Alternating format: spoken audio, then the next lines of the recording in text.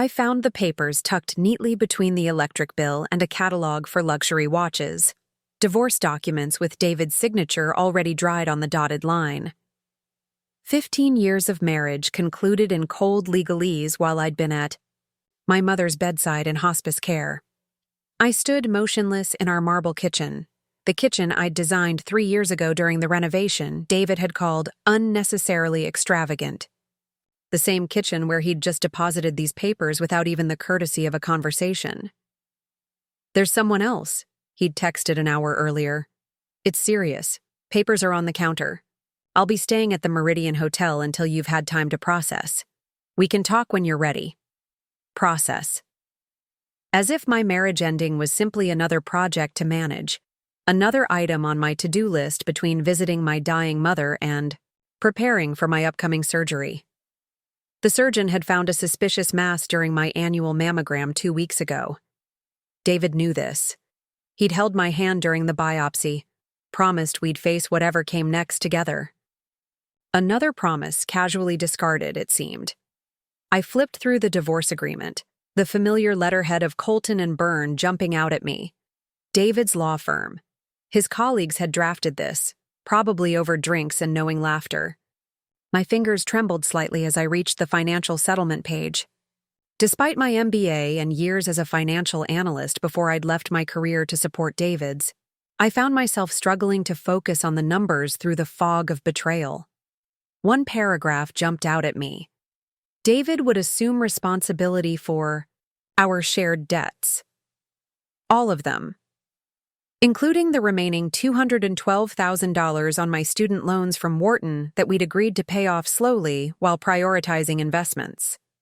Including the $86,000 renovation loan for this kitchen with its custom Italian, marble countertops, including the $43,000 in medical bills from last year's emergency gallbladder surgery, my insurance hadn't fully covered. It was unexpectedly generous. Suspiciously so. David Madison didn't make financial decisions without calculating every angle, every potential gain and loss. It was what made him one of Boston's most sought-after corporate attorneys. It was what had attracted me to him in our law school days, his brilliant, strategic mind always 3 steps ahead of everyone else. Before we jump back in, tell us where you're tuning in from, and if this story touches you, make sure you're subscribed, because tomorrow I've saved something extra special for you. My phone vibrated against the counter. Another text from David. Lauren agreed to take on our debts as part of our new start. She says it's the least she can do considering the circumstances. Lauren.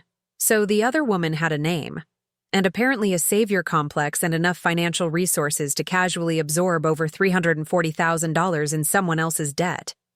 Lauren, who was getting my husband, my house, and my future in one neat package while I stood in my soon-to-be former kitchen with a mother dying across town and a possible cancer diagnosis looming over me like a storm cloud. I set my phone down carefully before the urge to shatter it against the wall became overwhelming. My reflection in the window above the sink showed a woman I barely recognized. Pale, drawn, with dark circles under her eyes from too many nights spent on the fold-out chair in my mother's hospice room. David hadn't visited my mother once in the 3 weeks she'd been there. Now I understood why. I forced myself to breathe deeply, the way my therapist had taught me during the panic attacks that had started after my father's sudden death 2 years ago. Breathe in for 4 counts, hold for 7, out for 8. The fog of shock began to lift slightly, making room for something else. Not quite anger, not yet. Something colder, more calculated. I picked up the divorce papers again, this time reading, every line with the attention I once gave to multi-million-dollar investment portfolios. The settlement was comprehensive, almost suspiciously so. In addition to assuming all our debts, David was offering me our vacation property in the Berkshires and a one-time payment of $175,000. In exchange, I would relinquish any claim to our primary residence, our investment accounts, and his partnership. Shares at Colton and Byrne. It was, by any objective measure, an inadequate settlement given Massachusetts' equitable distribution laws and the length of our marriage. But David knew. just as I did, that prolonged legal battles were expensive. He was betting on my exhaustion, my distraction with my mother's, illness, and perhaps even my diagnosis to push me toward accepting a quick, clean break. The familiar rhythm of problem-solving began to pulse in my mind. For 15 years, I'd channeled my analytical skills into managing our household, into supporting David's career ascent, into navigating the healthcare maze for my parents. I'd become so accustomed to directing my talents toward other people's problems that I'd almost forgotten what it felt like to turn them toward my own. Preparing and narrating this story took us a lot of time, so if you are enjoying it, subscribe. To our channel, it means a lot to us. Now back to the story. I glanced at the clock. 11:23 p.m. Mom would be asleep now, the night nurse checking her vitals hourly as the cancer that had started in her breast and metastasized to her bones continued its inevitable march. 3 to 6 weeks, the hospice doctor had said. That had been 3 weeks ago. I picked up my laptop from the kitchen counter, the one David had given me for Christmas last year, with a post-it note that read, "For my favorite planner." I opened a new document and titled it simply, Strategy. As AB, I began to type. A sense of calm purpose replaced the initial shock. The lawyer in me, the woman who had graduated second in our class at Harvard Law before choosing a different path, was awakening after a long dormancy. I would need that woman. Now, the strategist, the planner, the one who could see 3 steps ahead. I worked until 3 a.m., making lists, reviewing our financial entanglements, and researching Massachusetts divorce law. When I finally closed my laptop, I had the skeleton of a plan. Not for fighting the divorce. David clearly wanted out, and I had too much pride to cling to someone who could discard me so easily. No, this was a plan for something else entirely. My phone buzzed again. David. Just checking in. Are you okay? Need anything? The audacity was almost admirable. Was I okay? Need anything? Just my dignity, my health, my mother not dying, and my husband not leaving me for someone named Lauren, who was apparently wealthy enough to casually absorb hundreds of thousands in debt. I didn't respond. Instead, I walked upstairs to our bedroom, the room we'd shared for over a decade, and opened David's closet. His scent still lingered among the precisely arranged designer suits and casual wear. I ran my fingers along the sleeve of his favorite, charcoal Tom Ford, the one he wore to close important deals. His power suit, he called it. Half of his clothes were missing, I realized. He'd been planning this, methodically removing his belongings in small batches I wouldn't notice while distracted by my mother's declining health and my own medical concerns. How strategic. How very David. I sat on the edge of our king-sized bed, suddenly bone-tired but knowing sleep wouldn't come. The initial shock was giving way to a cold, clear anger that felt alien and familiar all at once. David had always said, I was too accommodating, too willing to compromise. That's why you need me, he'd joked once during a dinner with his colleagues. Someone has to look out for your interests since you're too busy looking out for everyone else's. He'd been wrong. I wasn't naturally accommodating, I had chosen to be. I had chosen to channel my ambition and intelligence into supporting our partnership, into creating the stable foundation from which he could take risks and pursue opportunities. I had made strategic sacrifices, deferring my own career advancement, for what I believed was our collective benefit. Now, sitting alone in our half-empty bedroom with divorce papers downstairs and a possible cancer diagnosis hanging over me, I recognized that choice for what it was. A miscalculation. A failed investment strategy. My phone lit up with a notification. An email this time, not from David, but from someone named Lauren Westfield. The subject line read simply, I'm sorry.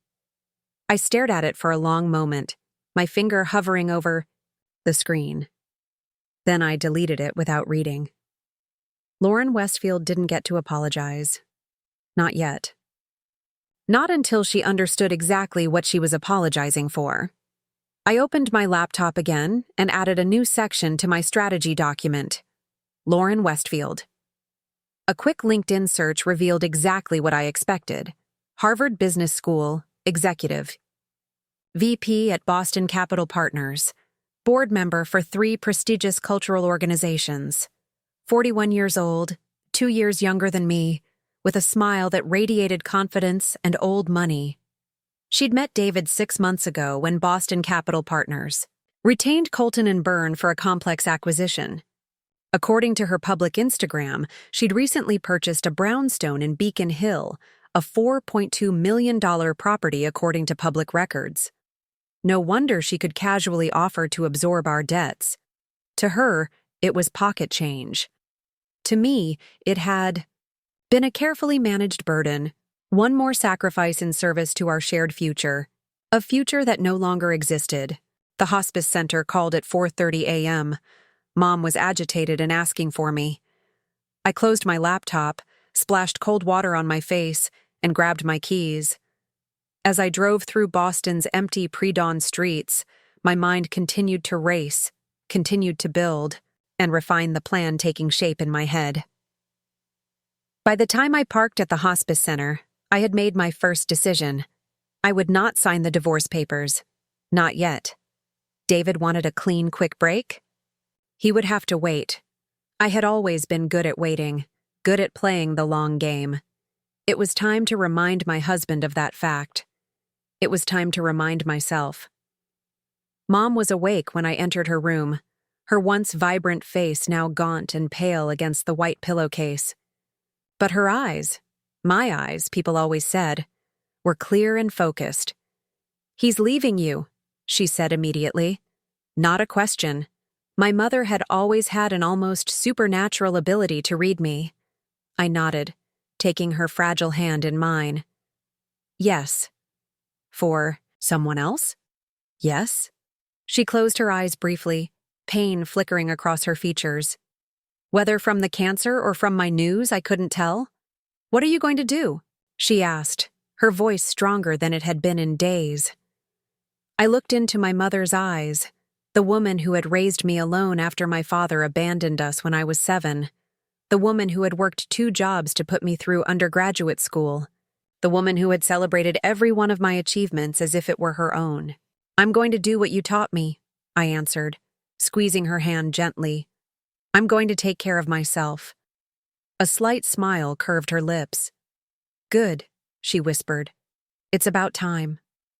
As the sun rose over Boston, casting long shadows through the hospice room window, I sat beside my mother's bed making calls.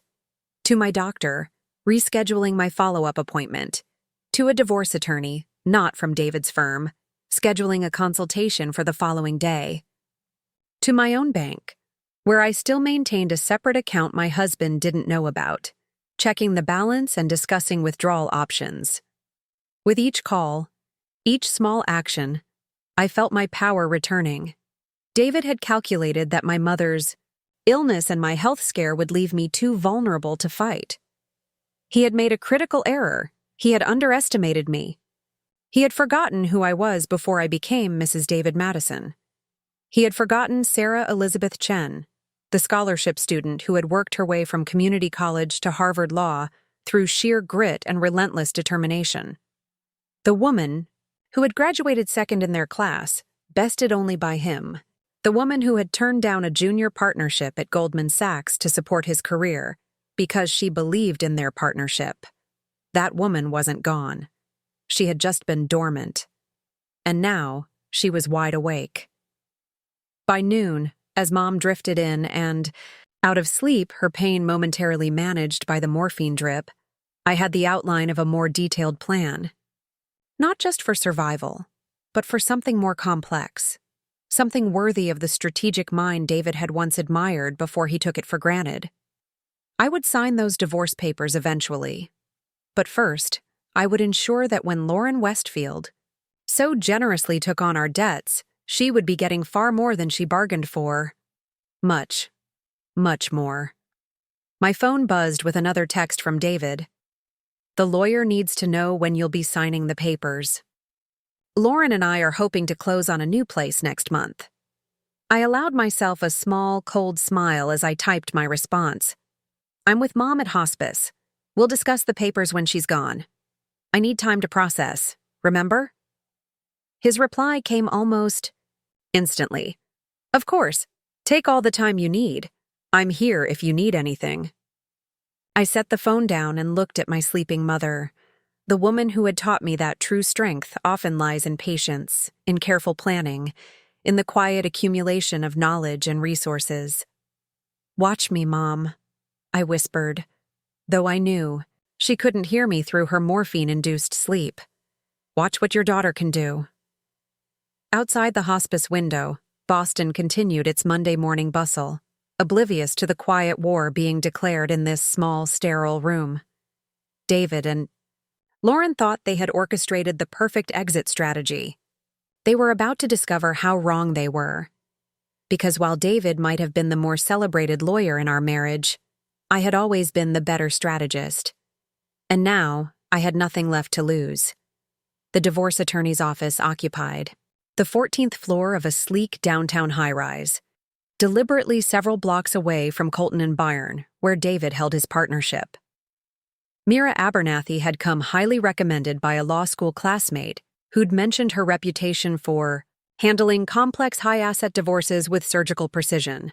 Let me be clear, Mira said, her steel-gray hair pulled back in an immaculate bun as she reviewed the divorce agreement David had left me. This settlement is insultingly inadequate given your circumstances. I nodded, watching as she made notes. With a fountain pen on a yellow legal pad. The hospice center had called that morning. Mom had had a comfortable night, which meant I could focus fully on this meeting. Massachusetts is an equitable distribution state, Mira continued. After a 15-year marriage where you subordinated your career to support his, you're entitled to a far more substantial settlement. She looked up, her eyes sharp behind designer frames. So, why are we here? You mentioned a different approach. I don't want to fight the divorce, I said, my voice steadier than I expected. David wants out. Fine. But I want to control the timing and ensure the actual distribution of debts happens. Strategically. Mira set down her pen, folding her hands on the desk. Explain. For the next 20 minutes, I outlined my emerging plan. Mira's expression remained neutral, but I caught the slight raising of her eyebrows, the subtle nod of professional appreciation. It's unorthodox, she said finally, but legally sound, provided we execute each step correctly. She leaned forward. You realize this strategy depends on your husband's new partner being as wealthy as you believe? And on their relationship lasting through the finalizing of the divorce. David doesn't choose partners who aren't financially solid. He's not built that way, I replied. And from what my investigation shows, Lauren Westfield has the resources to absorb these debts 10 times over. Her family owns half of Martha's Vineyard. And if your medical situation... Mira paused delicately. If I have cancer? I finished for her. Then the timeline accelerates, but the strategy remains the same. I handed her a sealed envelope. These are my medical directives and power of attorney documents, just in case. Mira nodded, tucking the envelope into a folder. We'll need to file for a financial restraining order immediately. Given his behavior, there's significant risk he might try to move assets. Already anticipated, I said, sliding across printouts of our account statements. I've been monitoring everything. So far, he's been careful not to touch our joint holdings. He's waiting for you to sign, Mira observed, thinking your vulnerability will make you eager to avoid conflict. A miscalculation on his part. As I left Mira's office, my phone buzzed with a text from the hospice nurse. Mom had asked for me. I texted back that I'd be there within the hour, then made one more stop, at Boston First National, where I'd maintained a separate account since before my marriage. The branch manager greeted me warmly. I'd known Carlos since my analyst days. when I'd helped his daughter secure a competitive internship. "Everything's arranged as you requested, Mrs. Madison," he said, leading me to a private room. Though I must say, it's unusual to convert investments to cash on such short notice. "Unusual times," I replied with a smile that didn't reach my eyes. He slid a cashier's check across the table. 127,583.42. The full balance of my personal account, accumulated carefully over 15 years of marriage through freelance consulting. Projects David had been too busy to notice, and an inheritance from my grandmother he'd forgotten about. "And the safe deposit box?" I asked. Carlos handed me a key. "Box 413, accessible only to you." He hesitated. "Mrs. Madison, forgive me for overstepping, but if you're in any trouble—" "Not the kind you're thinking," I assured him. "Just taking precautions during a life transition." At the hospice center, Mom was having a rare good day. Her pain was manageable and her mind was clear. The hospice doctor had pulled me aside during my last visit to gently remind me that such rallies often preceded a final decline. A cruel gift, clarity before the end. "You look different today," Mom observed as I arranged fresh flowers beside her bed. "More like yourself." I smiled, taking her hand. "I've been making arrangements. For me or for you?" Her directness hadn't diminished with her body's failing. "Both," I admitted. "Mom, there's something I need to ask you." She nodded for me to continue. "The money Dad left when he died, the insurance policy. You never spent it." Mom's lips curved in a knowing smile. "You've been talking to Carlos. The account's still in your name, nearly untouched for 10 years. It was blood money," she said simply. "Your father walked out on us, then had the audacity to die and leave us money as if that made up for everything." She squeezed my hand. "I kept it because throwing it away seemed wasteful, but I never wanted to touch it. It's over $400,000 now, with the investments Carlos helped you make." Mom's eyes, still so sharp despite the morphine, studied my face. "And you want to know if you can use it?" I nodded, suddenly unable to speak past the tightness in my throat. "I already changed the account," she said. 3 weeks ago, when they moved me here. It's in your name now." She paused. "Whatever you're planning, Sarah, make it count." I leaned forward, kissing her papery cheek, breathing in the lavender scent she still insisted on wearing. "I will." As I left the hospice at sunset, my phone vibrated with an incoming call. David. I let it go to voicemail, then listened to his message as I walked to my car. "Sarah, it's been 5 days. I'm trying to be patient, but we need to move forward with the paperwork. Call me back, please." I deleted the message, starting my car and pulling out into Boston's evening traffic. David could wait. The first pieces of my strategy were falling into place, and timing was everything.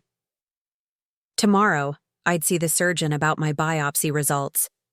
Tomorrow, I'd learn if I was fighting for my future or simply securing my legacy. Either way, David and Lauren were about to learn a valuable lesson about debt, about obligation, about the true cost of betrayal. "The mass is benign," Dr. Santos said, her face softening with relief that matched my own. "A complex fibroadenoma, completely non-cancerous."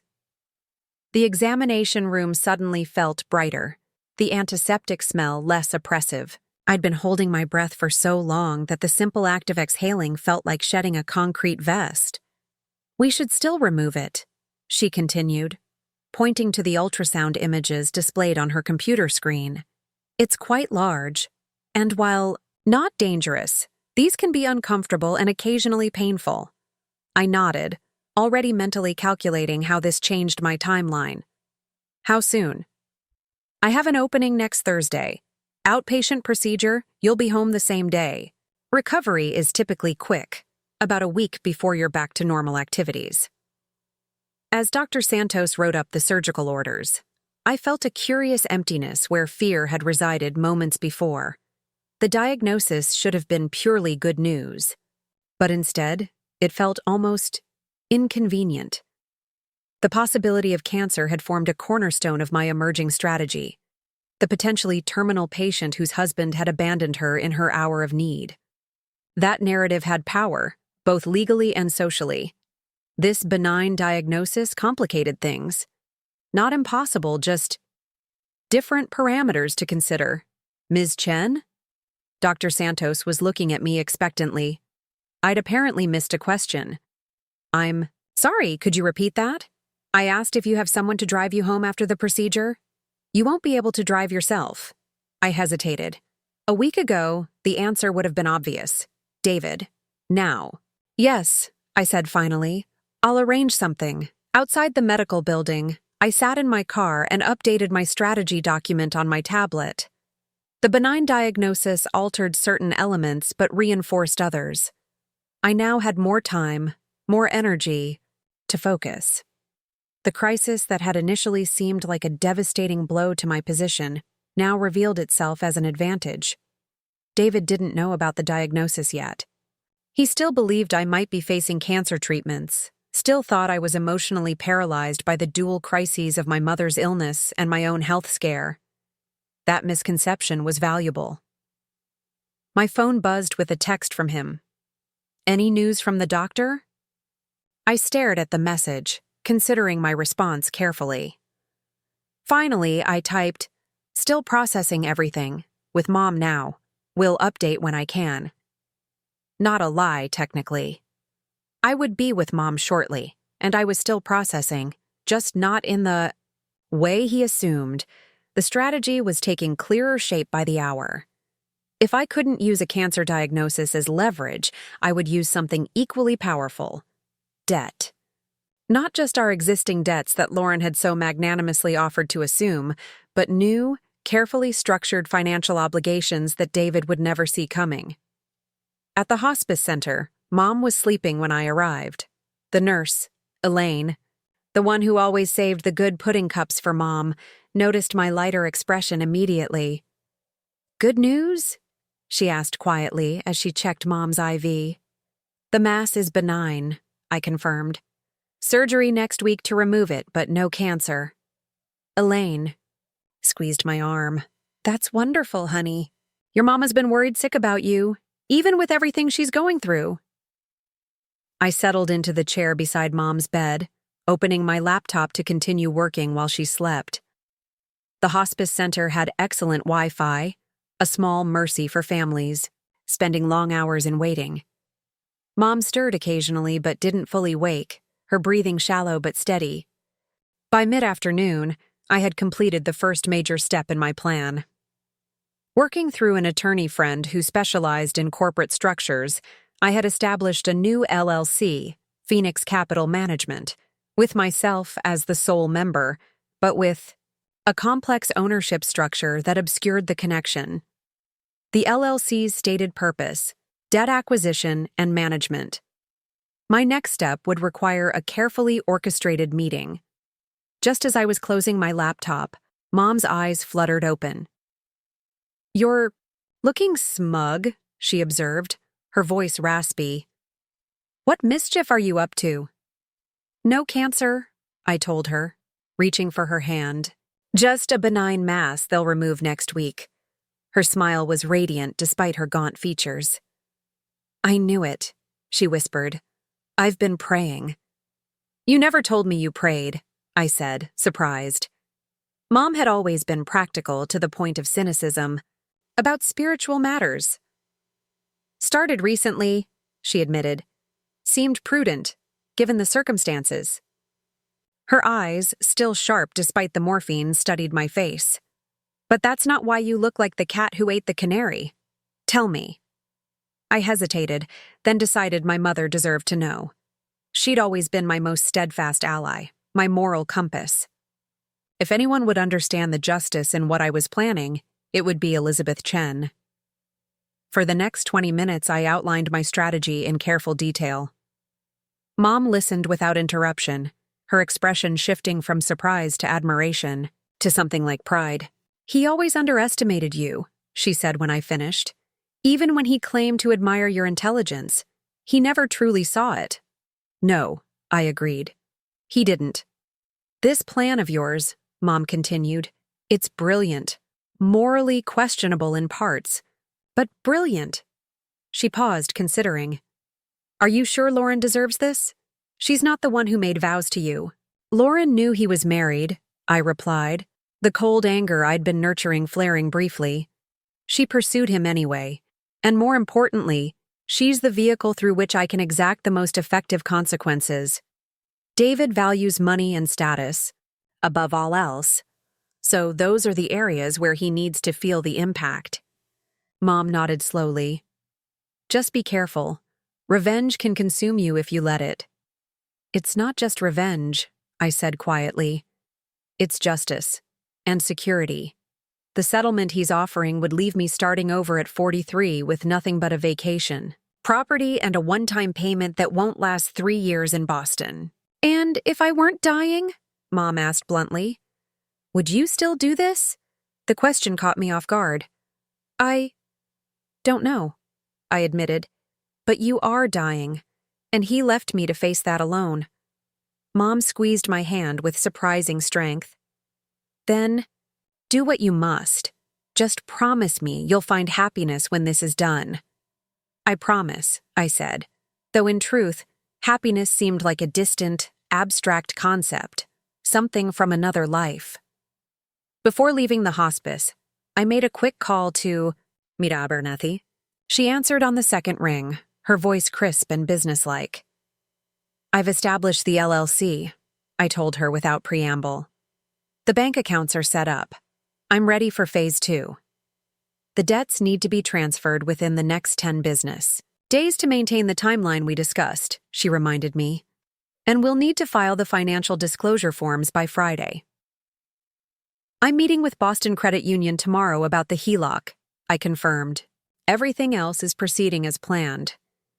After hanging up, I drove straight to the address I'd found in my research. The small accounting firm occupied a modest office in Cambridge, far from the prestigious financial district where David's connections held sway. Jonathan Weiss had been my classmate at Harvard, brilliant with numbers but socially awkward enough that he'd never broken into the elite circles David frequented. Jonathan's eyes widened when I walked into his office unannounced. Sarah Chen? My God, it's been, 15 years? Something like that, I agreed, accepting his awkward hug. I need your help, John. Discreetly. For the next hour, we discussed the financial aspects of my plan. Jonathan asked precise, technical questions, occasionally wincing at the boldness of certain elements, but nodding with professional appreciation at the structure. It's technically legal, he confirmed when I finished outlining the strategy. Ethically gray in places, but legally sound provided you maintain the appropriate corporate veil between entities. He leaned back in his chair. David really did. A number on you, huh? You have no idea, I replied, surprised by the emotion that suddenly threatened to choke me. John and I had never been close friends, but we'd studied together often enough that he'd seen how besotted I'd been with David Madison, the golden boy, the charismatic future star who'd somehow chosen the serious, intense scholarship student as his girlfriend. For what it's worth, John said quietly, he was always a pretentious ass. We all wondered what you saw in him. I smiled despite myself. Charm, ambition, and great bone structure can be very persuasive when you're 23. Jonathan agreed to work with me, his rates surprisingly reasonable. As I left his office, the sun was setting over the Charles River, painting the water in shades of gold and crimson. I stopped for a moment on the bridge, watching the rowers glide through the water with metronome precision. My phone buzzed. David. Again? It's been a week, Sarah. The lawyers are asking questions. Can we please just talk? Dinner tomorrow? Your choice of restaurant. I considered ignoring him again, but phase 2 required a different approach. The time for silent treatment had passed. Now I needed to engage, carefully, strategically. I typed my response. Surgery scheduled for next Thursday. Benign mass, not cancer. Having dinner with Melissa tomorrow. Could do lunch at Sorelina at 1. His reply came almost instantly. Wonderful. News about the diagnosis. Sorelina at 1 works. See you then. I pocketed my phone, continuing my walk across the bridge. Selecting Sorelina was deliberate. It was where we'd celebrated our 10th anniversary, where the staff knew us as regulars, where David had connections with the management. Public, but comfortable.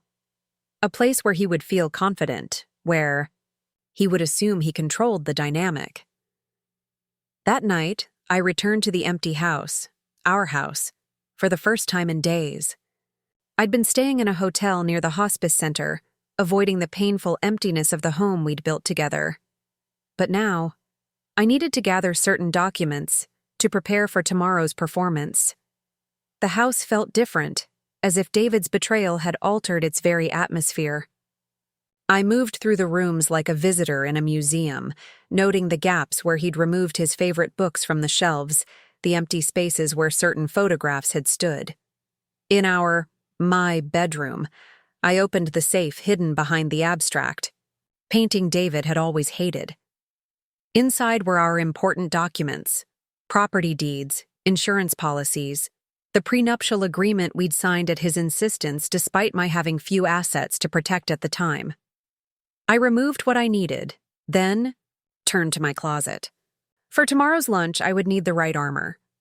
My fingers found the Chanel suit I'd worn to David's partnership ceremony 3 years ago. Dove gray with black trim, elegant, but not flashy. He'd always appreciated that I knew how to dress, the part of a law partner's wife. Stylish enough to reflect well on him, but never ostentatious enough to outshine him. As I laid out the suit, my phone rang. Not David this time, but the hospice center. My heart stuttered as I answered. Ms. Chen? It's Dr. Lakeland from hospice. Your mother has taken a significant turn. Her breathing has changed, and we're seeing signs that transition may be beginning. You might want to come in. The transition. Such a gentle euphemism for the approach of death. I'll be right there, I said, already reaching for my keys. The night that followed was a vigil of whispered reassurances and gentle touch. Mom drifted in and out of consciousness, sometimes recognizing me, sometimes speaking to people long gone, her own mother, my father, childhood friends. By dawn, her breathing had stabilized somewhat, though Dr. Lakeland warned me the reprieve was likely temporary. Days, not weeks, he said kindly, but she's fighting hard. She always has, I replied, brushing Mom's thin hair back from her forehead. I called Mira from the hospice hallway, explaining the situation. We may need to accelerate certain aspects of the plan, I told her. My mother likely won't last the week. I'm sorry, Mira said, genuine compassion in her voice. Do you want to postpone the meeting with David? I considered the question, watching a family down the hall receive what appeared to be difficult news from another doctor. No, I decided. In fact, this development works in our favor. I'll see him as planned. When I ended the call, I found Dr. Lakeland waiting to speak with me. Your mother's DNR is in order, he confirmed, and her wishes regarding extraordinary measures are clear. Is there anything else you need from our team? I thought of the conversation Mom and I had had just yesterday, her blessing for my plan, her understanding of the justice I sought. No, I said quietly. She's made her wishes very clear. By noon, Mom had stabilized enough that I felt comfortable leaving for my lunch with David. I changed into the Chanel suit in the hospice's small bathroom, applied makeup to disguise the exhaustion of the night's vigil, and steeled myself for the performance ahead. As I drove to Sorelina, I mentally rehearsed the role I needed to play, the wounded but dignified wife, the woman too preoccupied with personal crises to focus on legal strategies, the soon-to-be ex who just wanted things resolved quickly and painlessly. It was, perhaps, not entirely a performance. Part of me did want this over with, did want to sign those papers and never see David Madison's handsome, treacherous face again. But that part was overruled by the strategist, the planner, the woman who understood that sometimes justice required patience. And so I parked near the restaurant, checked my reflection once more, and prepared to face the husband who had discarded me like an asset whose value had depreciated. David, who had always prided himself on his ability to read people, to anticipate their moves in negotiations, was about to discover that he'd never truly known his wife at all. Soralina's interior was all warm wood and soft lighting, even at lunch. The maitre d', Paolo, who had served us dozens of times over the years, greeted me with genuine warmth that cooled noticeably when David's name was mentioned. "Mr. Madison is already seated," he said, a hint of disapproval in his voice. Word traveled fast in Boston's small, interconnected social circles. Clearly, Paolo had heard something about our situation. David stood as I approached the table, his expression a careful mask of concern and relief. He was wearing the navy Tom Ford suit I'd given him for his 45th birthday, a calculated choice, no doubt. He knew I'd always thought he looked his best in it. "Sarah," he said, leaning in. For what would have normally been a kiss, I turned slightly, transforming it into an awkward half-embrace before taking my seat. "You look well," he added, surprise evident in his tone. He'd expected the haggard woman he'd glimpsed at the house a week ago, not this polished, composed version. "Thank you," I replied, accepting the menu from Paolo. The news about the mass being benign was a relief. "I can't tell you how happy I was to hear that," David said, his voice dropping into the sincere register he used with reluctant clients. "I've been worried sick." I allowed myself a small, cool smile. "Yes, I imagine a cancer diagnosis would have been quite inconvenient for your timeline." He flinched, then recovered quickly. "That's not fair, Sarah. Whatever's happening between us, I would never want you to be ill." "Of course not," I agreed, scanning the wine list though I had no intention of drinking. "How's the Meridian? Still charging $14 for orange juice with breakfast?" He shifted uncomfortably. "I'm not at the Meridian anymore. I'm staying with a friend." "Lauren has a lovely place in Beacon Hill, I understand. $4.2 million for a brownstone seems quite reasonable in this market." David's expression froze. "You've been checking up on her." "Due diligence," I corrected him. "You taught me the importance of knowing who you're dealing with." I set the menu aside. "I'll have the branzino, Paolo, and just water for me, thank you." David ordered mechanically, his mind clearly processing the implications of my research. When Paolo departed, he leaned forward, his voice low and intense. "Sarah, I know you're hurt and angry. You have every right to be. But this doesn't have to be contentious." "I agree completely," I said, unfolding my napkin and placing it in my lap. "In fact, I've been reviewing the settlement agreement. The terms regarding debt assumption are particularly interesting." Relief flickered across his handsome features. "Then you're considering signing?" "I'm considering everything," I replied carefully. "My mother is actively dying, David. The hospice doctor says she likely won't last the week. I have surgery scheduled for next Thursday. The timing of your exit has been challenging." His expression softened with what appeared to be genuine remorse. "I never wanted to hurt you, Sarah. These things, they just happen sometimes. Lauren and I—" "Please," I interrupted, holding up a hand. "Spare me the details of your great love affair. I'm not interested in how magical your connection is or how she completes you in ways I never could." I sipped my water. "What I am interested in is ensuring my financial security moving forward." David nodded eagerly, scenting the possibility of a business-like resolution. "The settlement is generous, Sarah. The Berkshire's property alone is worth over $1 million, and the cash payment is insufficient," I finished for him. "But I'm not interested in fighting over assets." His eyebrows rose in surprise. "You're not?" "No. I've been thinking a great deal about what matters to me at this stage of my life. The house, the investments, they're just things. What I need is freedom from financial stress while I rebuild. Paolo returned with our meals, and we paused our conversation until he departed. David watched me carefully as I took a bite of the perfectly prepared fish. "What exactly are you proposing?" he asked cautiously. I dabbed my lips with my napkin before answering.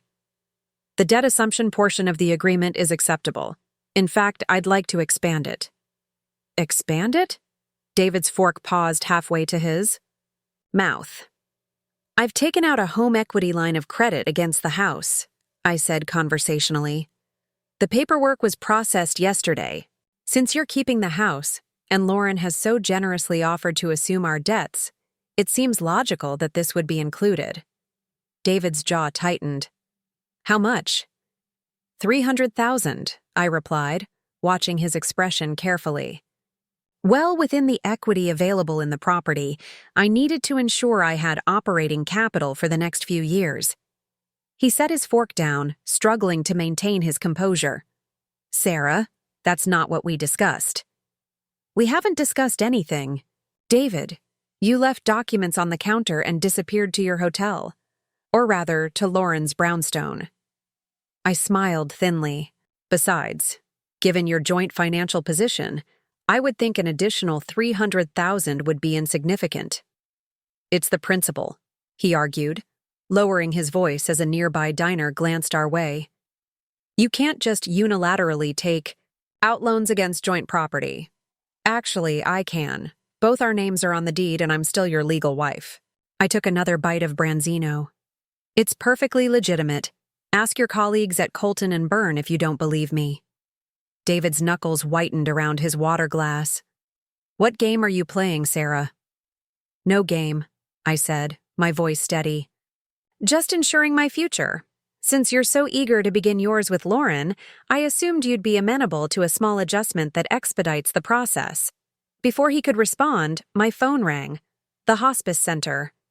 I answered immediately, turning slightly away from David. "Ms. Chen, it's Nurse Elaine.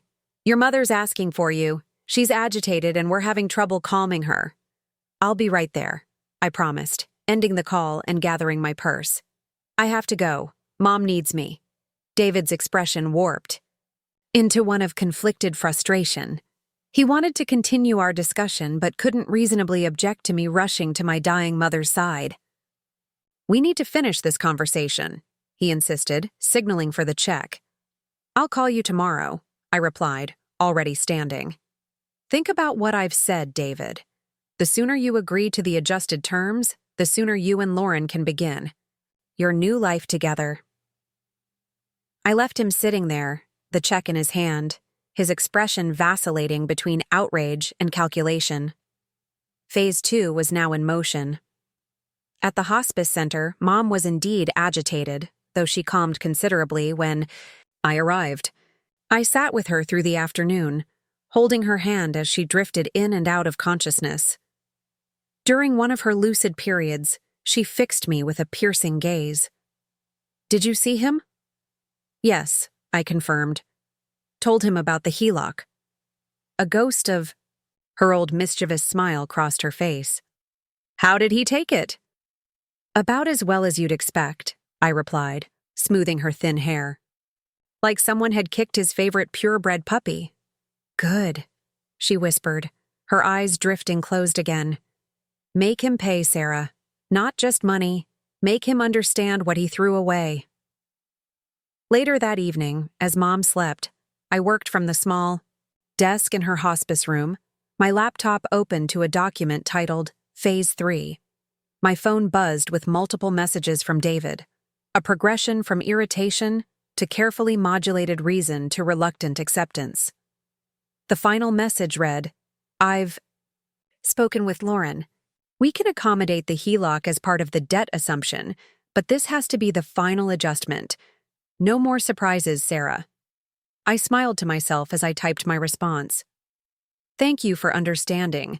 I've asked Mira Abernathy to review the paperwork. Once she approves, I'll sign." His reply came swiftly. "Who's Mira Abernathy?"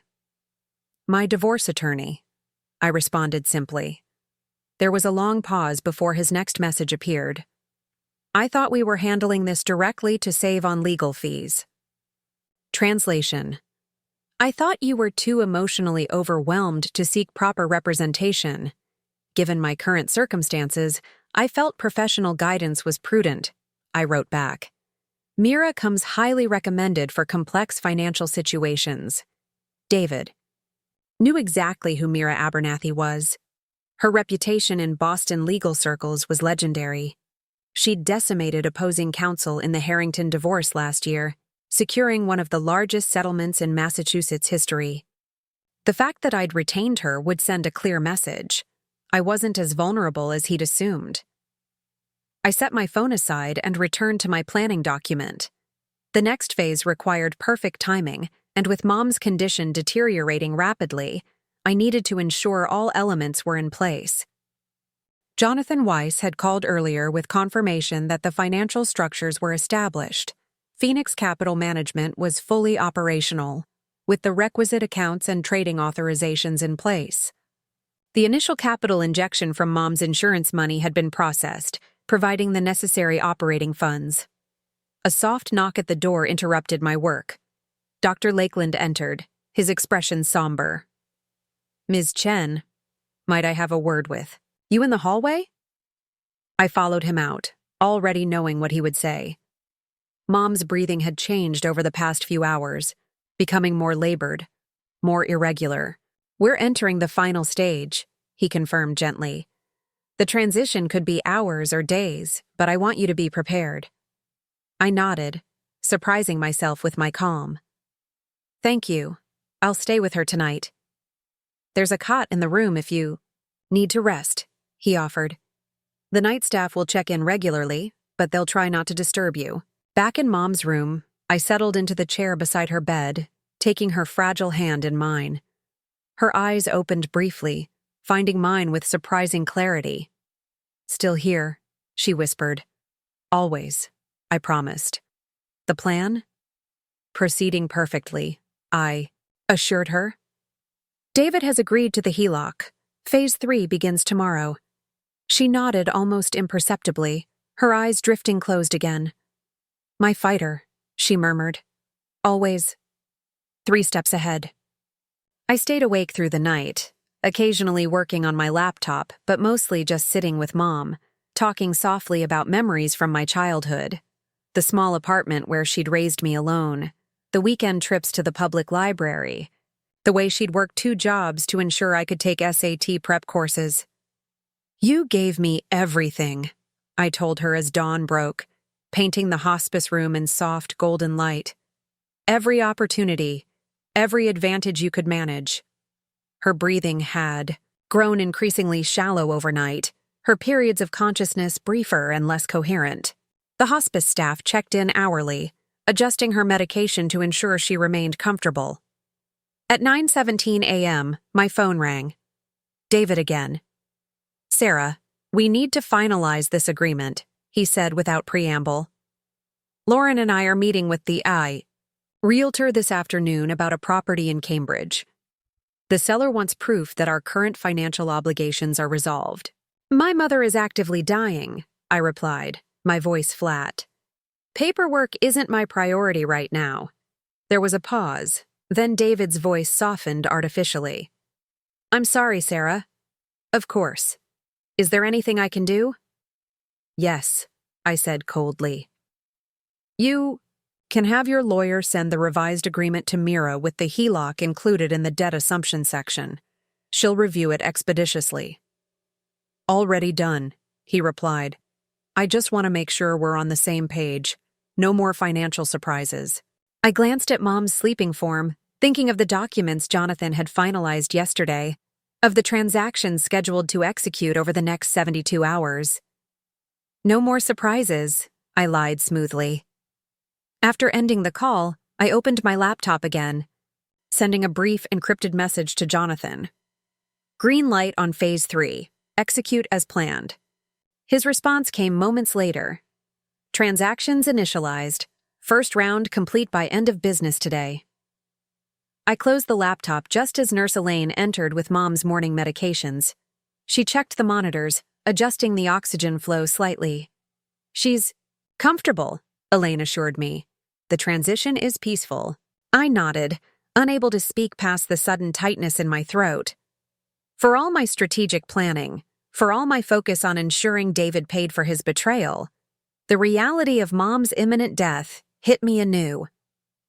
Soon, I would be truly alone. No mother, no husband, no certainty about my future. Would you like me to call anyone for you? Elaine asked gently. Family? Friends? I shook my head. My closest friend, Melissa, was traveling in Japan for work. My father's family had never acknowledged me after he walked out. David's family had always treated me with the polite distance reserved for a social inferior who had somehow captured their golden boy. It's just me, I said quietly. Elaine squeezed my shoulder before leaving. You're stronger than you think, she said. I see it in you. As the door closed behind her, my phone chimed with an email notification. Mira Abernathy, confirming receipt of the revised settlement agreement from David's lawyer. Debt assumption section now includes the HELOC, she wrote. However, there's an additional clause requiring confirmation that no further loans or encumbrances exist against any joint assets. Clearly, they're trying to prevent further financial maneuvering on your part. How would you like to proceed? I typed my response quickly. I can sign the agreement as written. All relevant financial transactions are already in motion and will be complete before the signing. Technically true. By the time I signed those papers, the debts in question would no longer be directly attached to our joint assets. They would be restructured, repackaged, and redistributed through a series of complex financial instruments that David, for all his legal brilliance, would never see coming. Phase 3 was officially underway. Within 72 hours, the full scope of my strategy would become clear to David and Lauren, but by then, it would be too late for them to stop it. I set my phone aside, turning my attention back to Mom. Her breathing had slowed further, each inhale, a visible effort. I wish you could see how this ends, I whispered, taking her hand again. I think you'd be proud. Outside Mom's window, Boston continued its Monday morning bustle, oblivious to the small dramas unfolding in countless rooms throughout.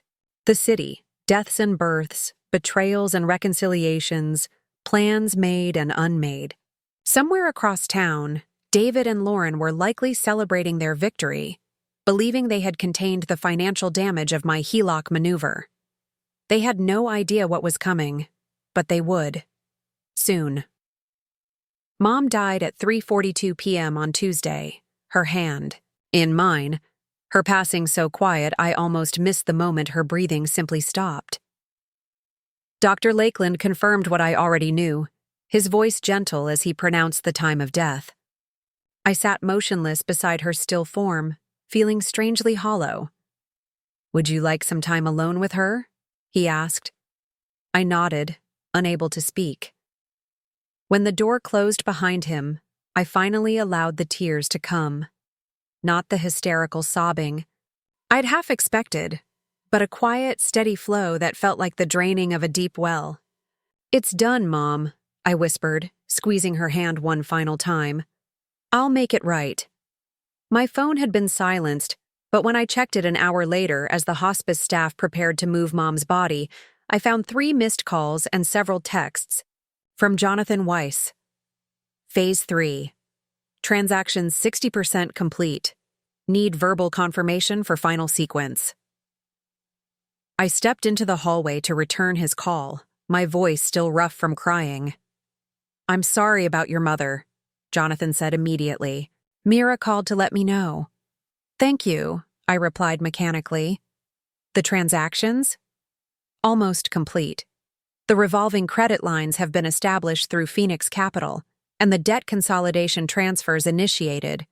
We need your authorization. For the final step, the conversion to the Bay State Mutual structure.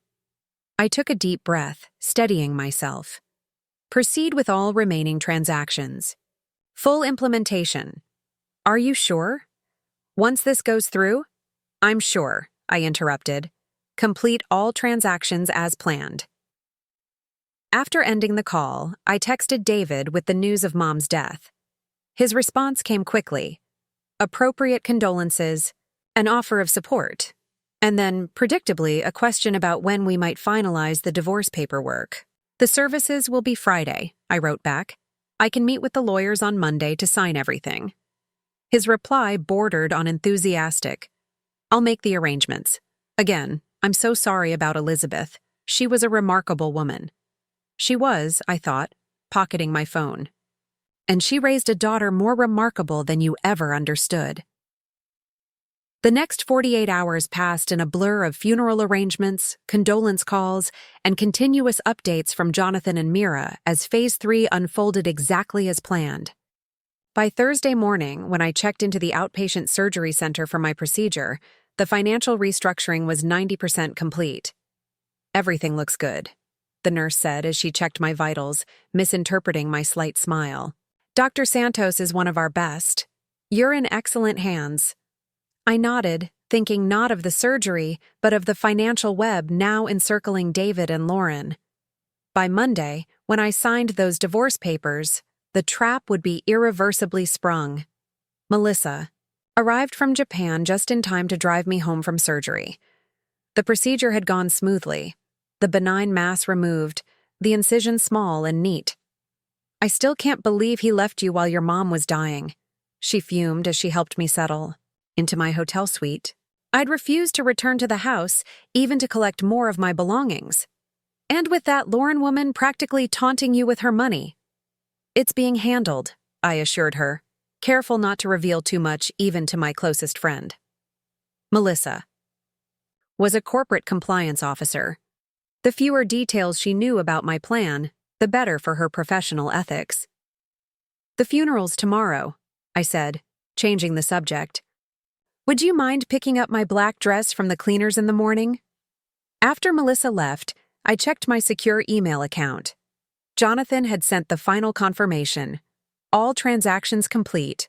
All financial instruments in place. I opened the attached spreadsheet, reviewing the complex network of debt structures now linked to the assets David and Lauren thought they were securing. My phone buzzed with a text from Mira. Meeting confirmed for Monday, 10 a.m. Their lawyer sent final paperwork today. I've reviewed. All provisions match our requirements. I texted back a simple perfect before taking my prescribed pain medication and settling in for sleep. Friday's funeral was small but dignified, just as Mom would have wanted. I stood stoically as the few attendees offered condolences, accepting David's awkward hug with detached politeness. Lauren hadn't come, a small mercy. We're still on for Monday? David confirmed quietly as the service concluded. I nodded. 10 a.m. at Mira's office. His eyebrows rose slightly. Not at Colton and Barn? Neutral ground seemed appropriate, I replied coolly. He hesitated, then nodded.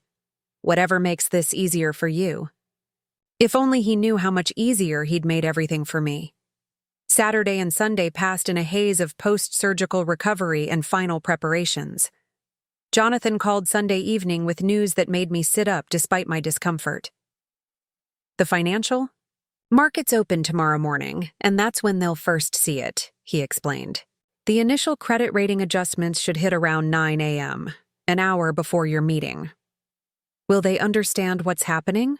I asked. Not immediately, Jonathan replied, a hint of admiration in his voice. The beauty of this structure is its complexity.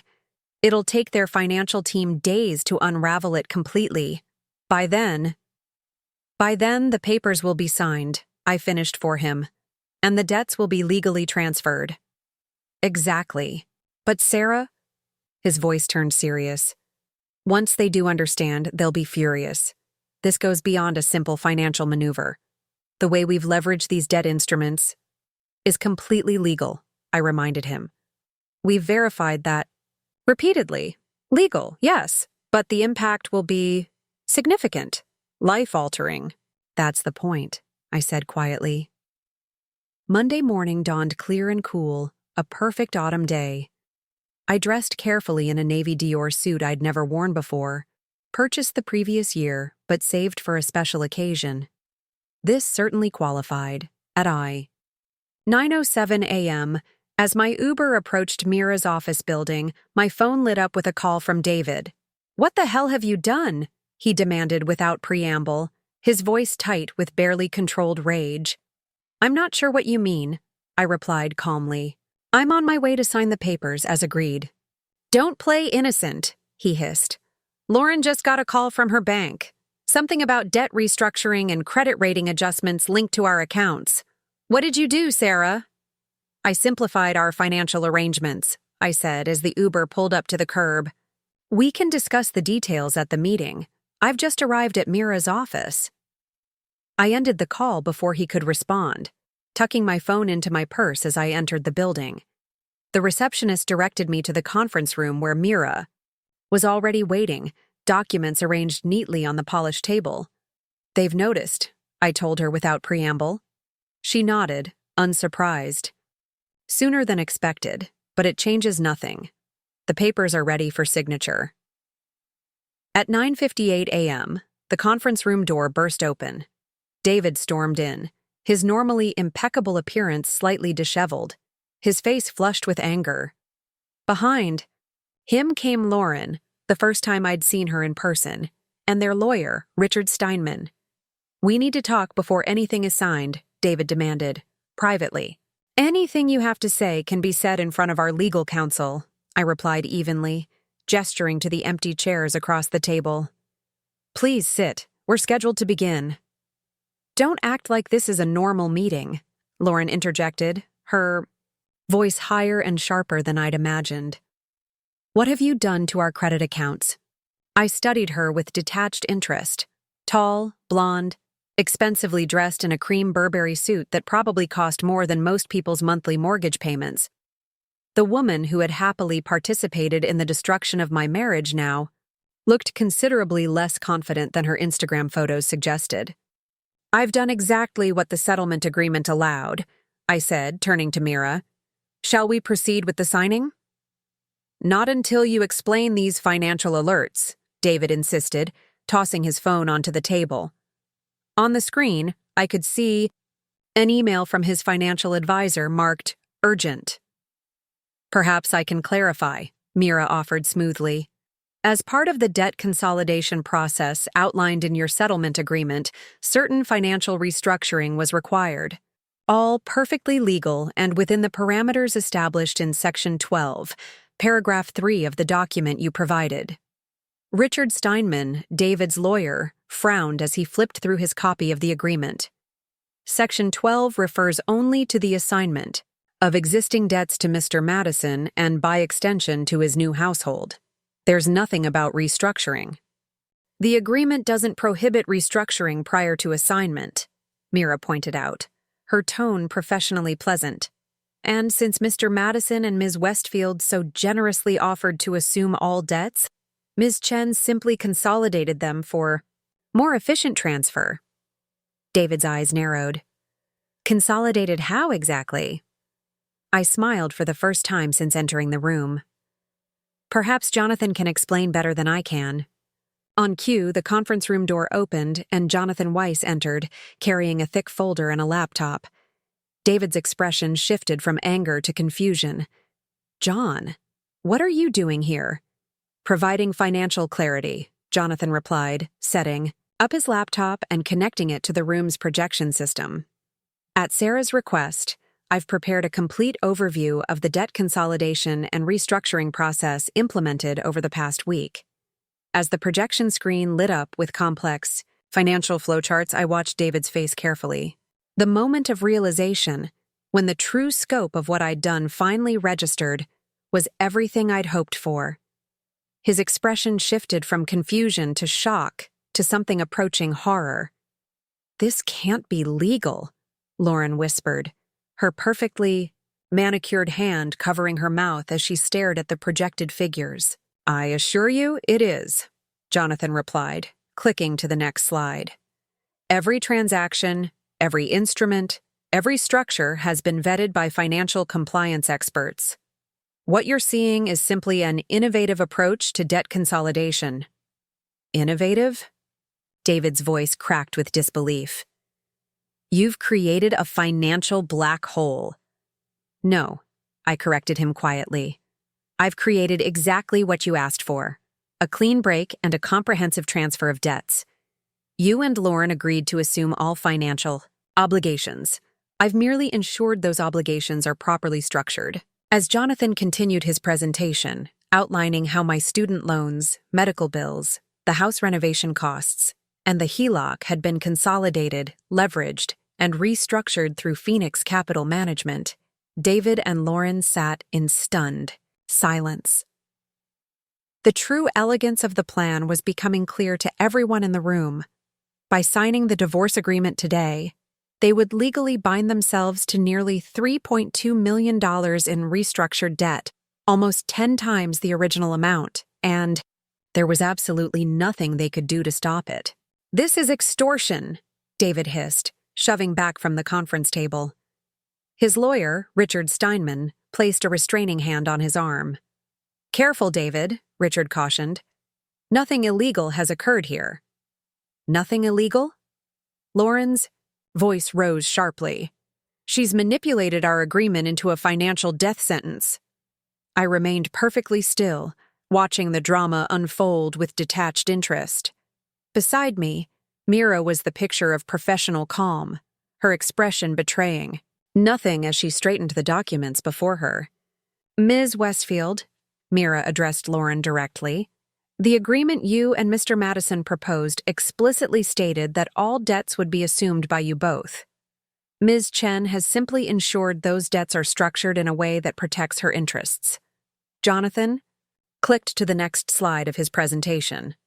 "As you can see, the original debt obligations, student loans, medical bills, home renovation costs, and the HELOC have been consolidated through Phoenix Capital Management and then restructured into leveraged debt instruments." "Phoenix Capital?" David's eyes narrowed. "I've never heard of them." "We're a new entity," Jonathan explained smoothly. "Specializing in innovative debt management solutions." David's gaze snapped to me. "You own Phoenix Capital." It wasn't a question. "Phoenix Capital Management has a complex ownership structure," I replied evenly. "The relevant point is that all debts have been legally acquired, restructured, and are now ready for transfer as per our agreement." "We're not signing this," Lauren declared, looking to Richard for confirmation. "We can't possibly agree to take on, what is it? Over $3 million in debt?" $3.2 million to be precise, Jonathan confirmed. Though the variable interest structures could push it higher depending on market conditions. Richard Steinman cleared his throat uncomfortably. "I believe we should take a brief recess to discuss our options." "Of course," Mira agreed. "We'll give you the room." As we stepped into the hallway, I caught a glimpse of David's face, a mixture of rage, disbelief, and something I'd never seen in him before. Fear. The man who had always controlled every situation, who had planned his exit from our marriage with cold precision, was suddenly facing a future he hadn't anticipated. "They'll try to back out," Mira murmured as we walked toward her private office. "But they have limited options. They've already told the world they're purchasing new property together," I replied. "David's been bragging to colleagues about their fresh start. Lauren's family has been informed. Their social circle knows." "Pride is a powerful motivator," Mira agreed, "especially for people like David and Lauren."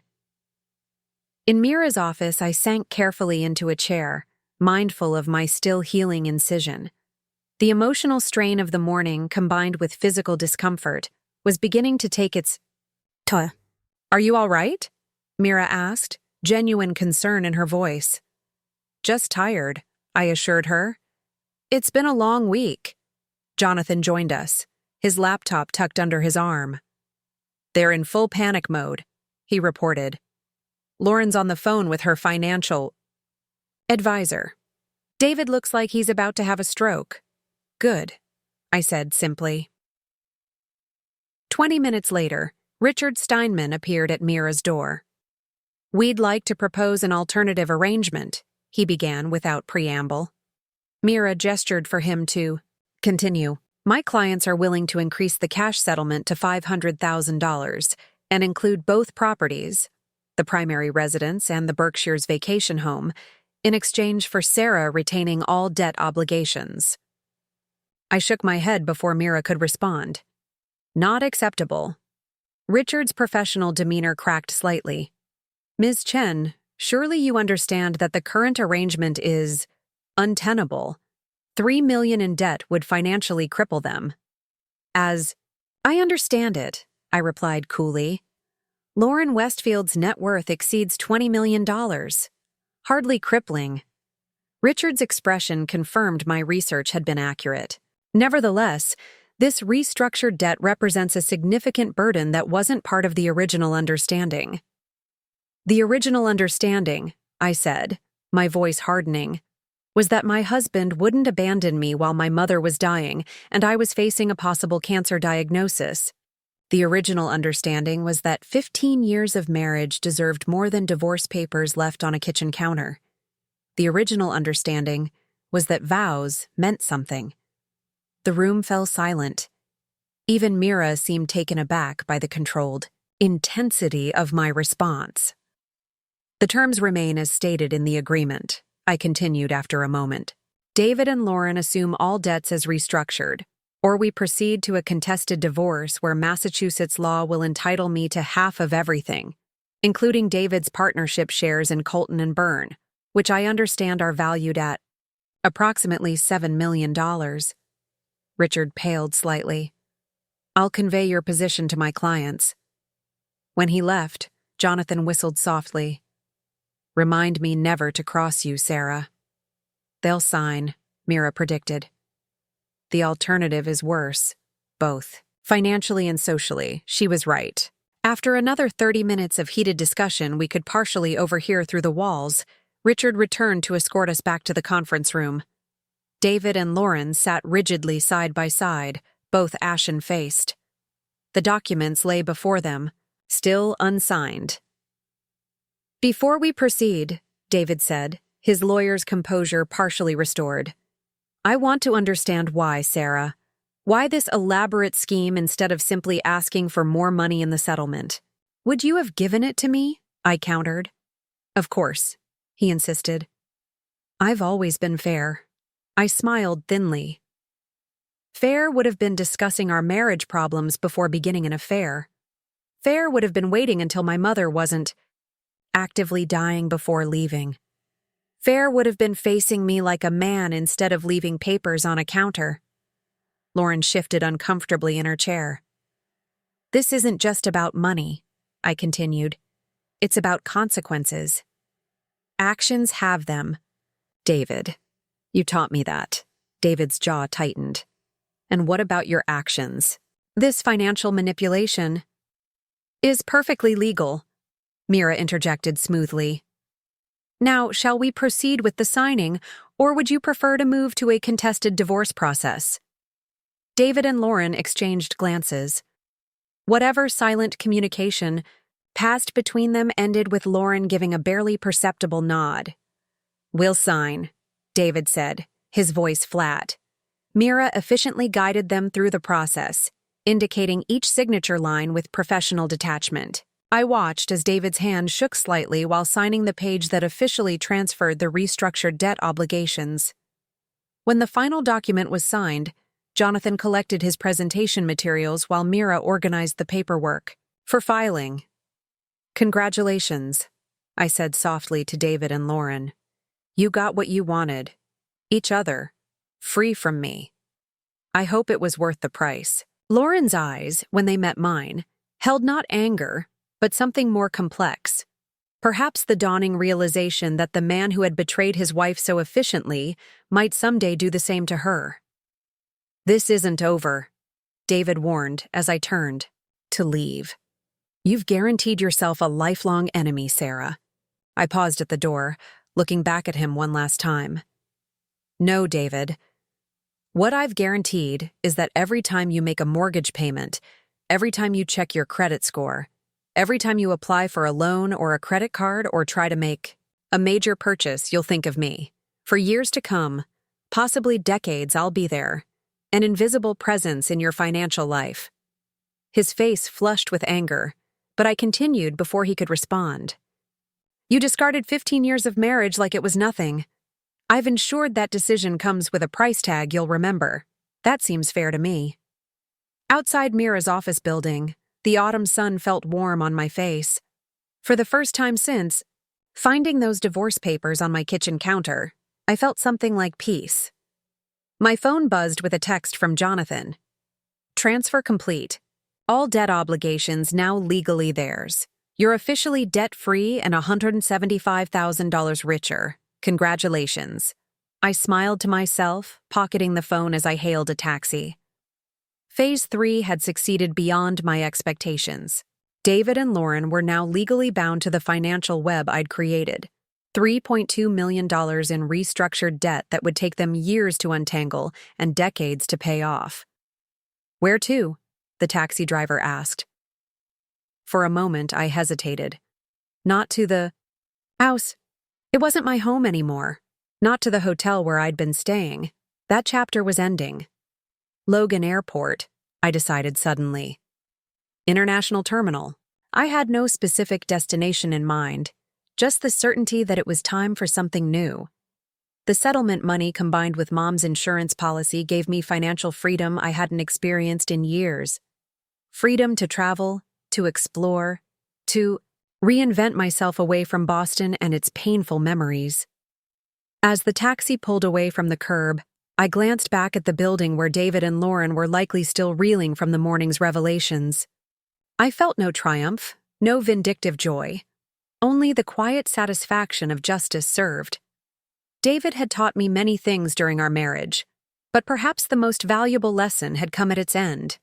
Never underestimate a woman with nothing left, to lose and the intelligence to make you pay for your mistakes. My phone rang, Melissa checking in after the meeting. "It's done," I told her. "All signed and official." "How do you feel?" she asked cautiously. I considered the question as Boston's familiar skyline receded behind us. "Free," I said finally. "I feel free."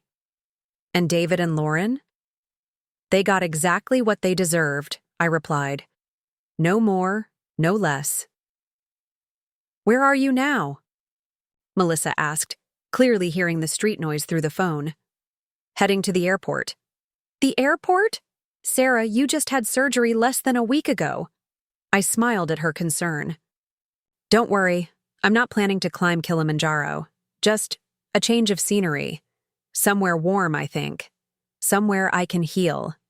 After promising to text her my destination once I decided, I ended the call and leaned back against the taxi's seat. Ahead lay uncertainty, but also possibility. Behind lay the wreckage of my marriage and the satisfaction of knowing that David and Lauren would be paying, literally and figuratively, for their betrayal for years to come. It wasn't a perfect ending. But as Mom would have said, it was justice, and sometimes justice is enough.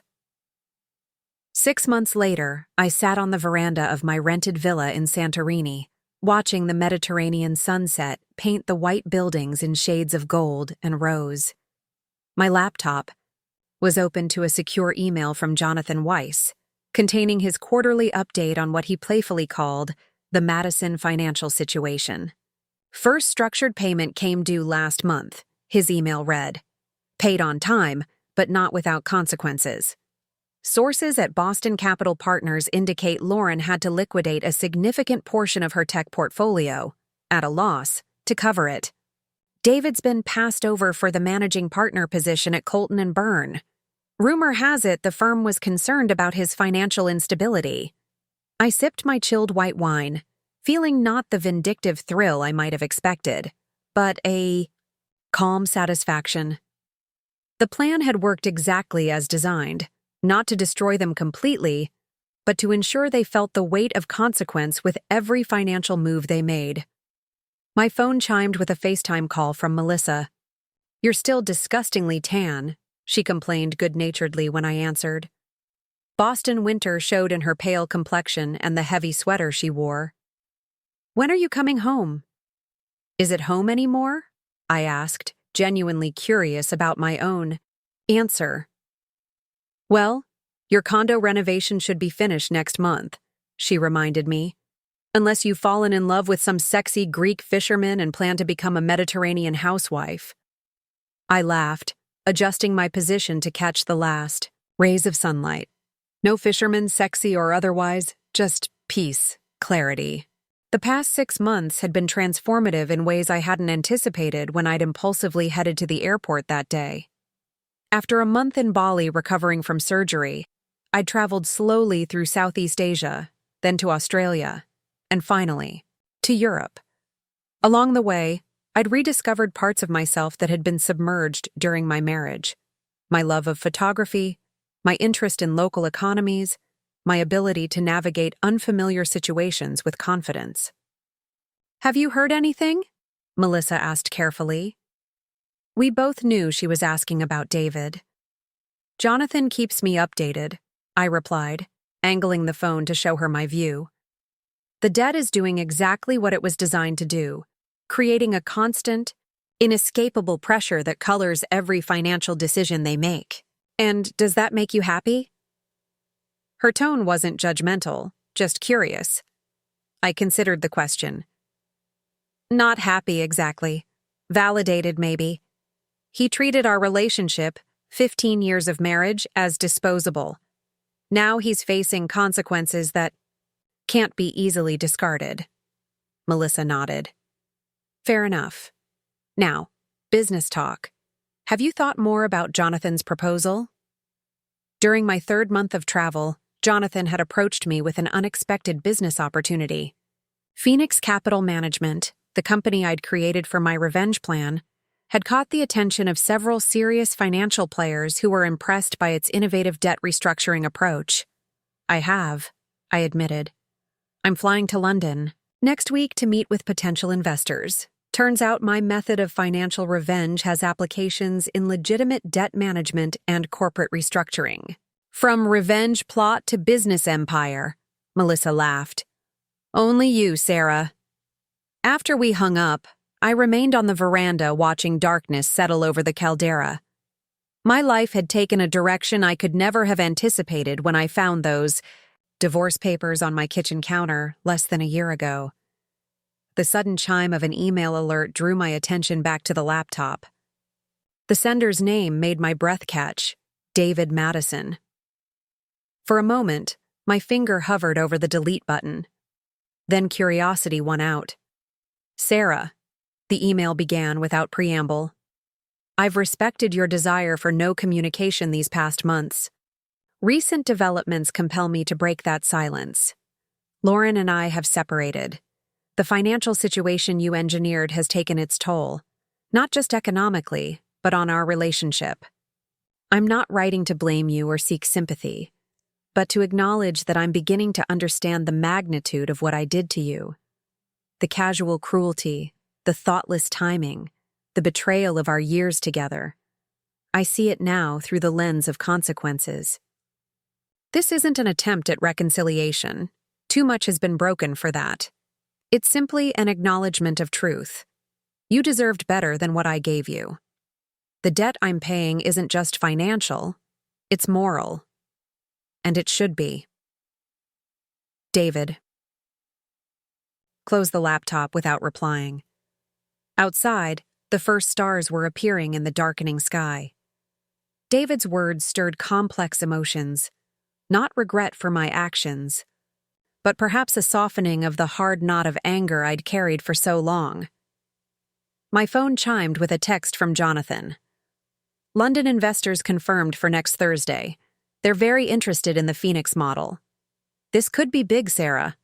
I smiled to myself, typing back a quick confirmation. The revenge that had initially motivated Phoenix Capital's creation had evolved into something unexpected, a genuine business opportunity built on my financial acumen and strategic thinking. The skills David had dismissed as I'd supported his career were now positioning me for success in my own right. The next morning, I woke early and hiked down to the small, secluded beach below my villa. The Mediterranean stretched before me, endless blue meeting endless sky. I waded into the cool water, feeling the gentle push and pull of the waves against my legs. For the first time since Mom's death, since David's betrayal, since the surgery, and the divorce and the elaborate revenge, I felt completely present in my own body, my own life. Not defined by what had been done to me or what I had done in response, but simply by who I was in this moment. Sarah Chen, 43 years old, standing at the edge of a new beginning. I thought about David's email, about the separation he'd mentioned. Their relationship had crumbled under the weight of financial pressure, just as I'd predicted. The debt I'd engineered had become a constant strain, eroding their connection as surely as water erodes stone. There was a certain poetic justice in it that even my mother would have appreciated. Later that day, as I packed for London, another email arrived. This one from Lauren Westfield. "I won't pretend to deserve your time," she wrote, "but I need to say this. I never fully understood what David did to you until he began doing similar things to me when the financial pressure increased. The casual dismissal, the subtle undermining, the way he makes you doubt your own perceptions. You calculated your revenge perfectly, not just in the debt itself, but in forcing us to face each other's true characters under stress. I'm selling my Beacon Hill property to help clear some of the restructured debt. It seems you'll be getting your pound of flesh after all. For what it's worth, I'm sorry for my role in causing you pain. Lauren." I sat on the edge of my bed, surprisingly moved by her words. Not enough to respond or offer absolution, but enough to recognize the deeper success of my plan. Beyond the financial consequences, I'd created a situation that revealed David's true character to the woman who had helped him betray me. The London meetings exceeded all expectations.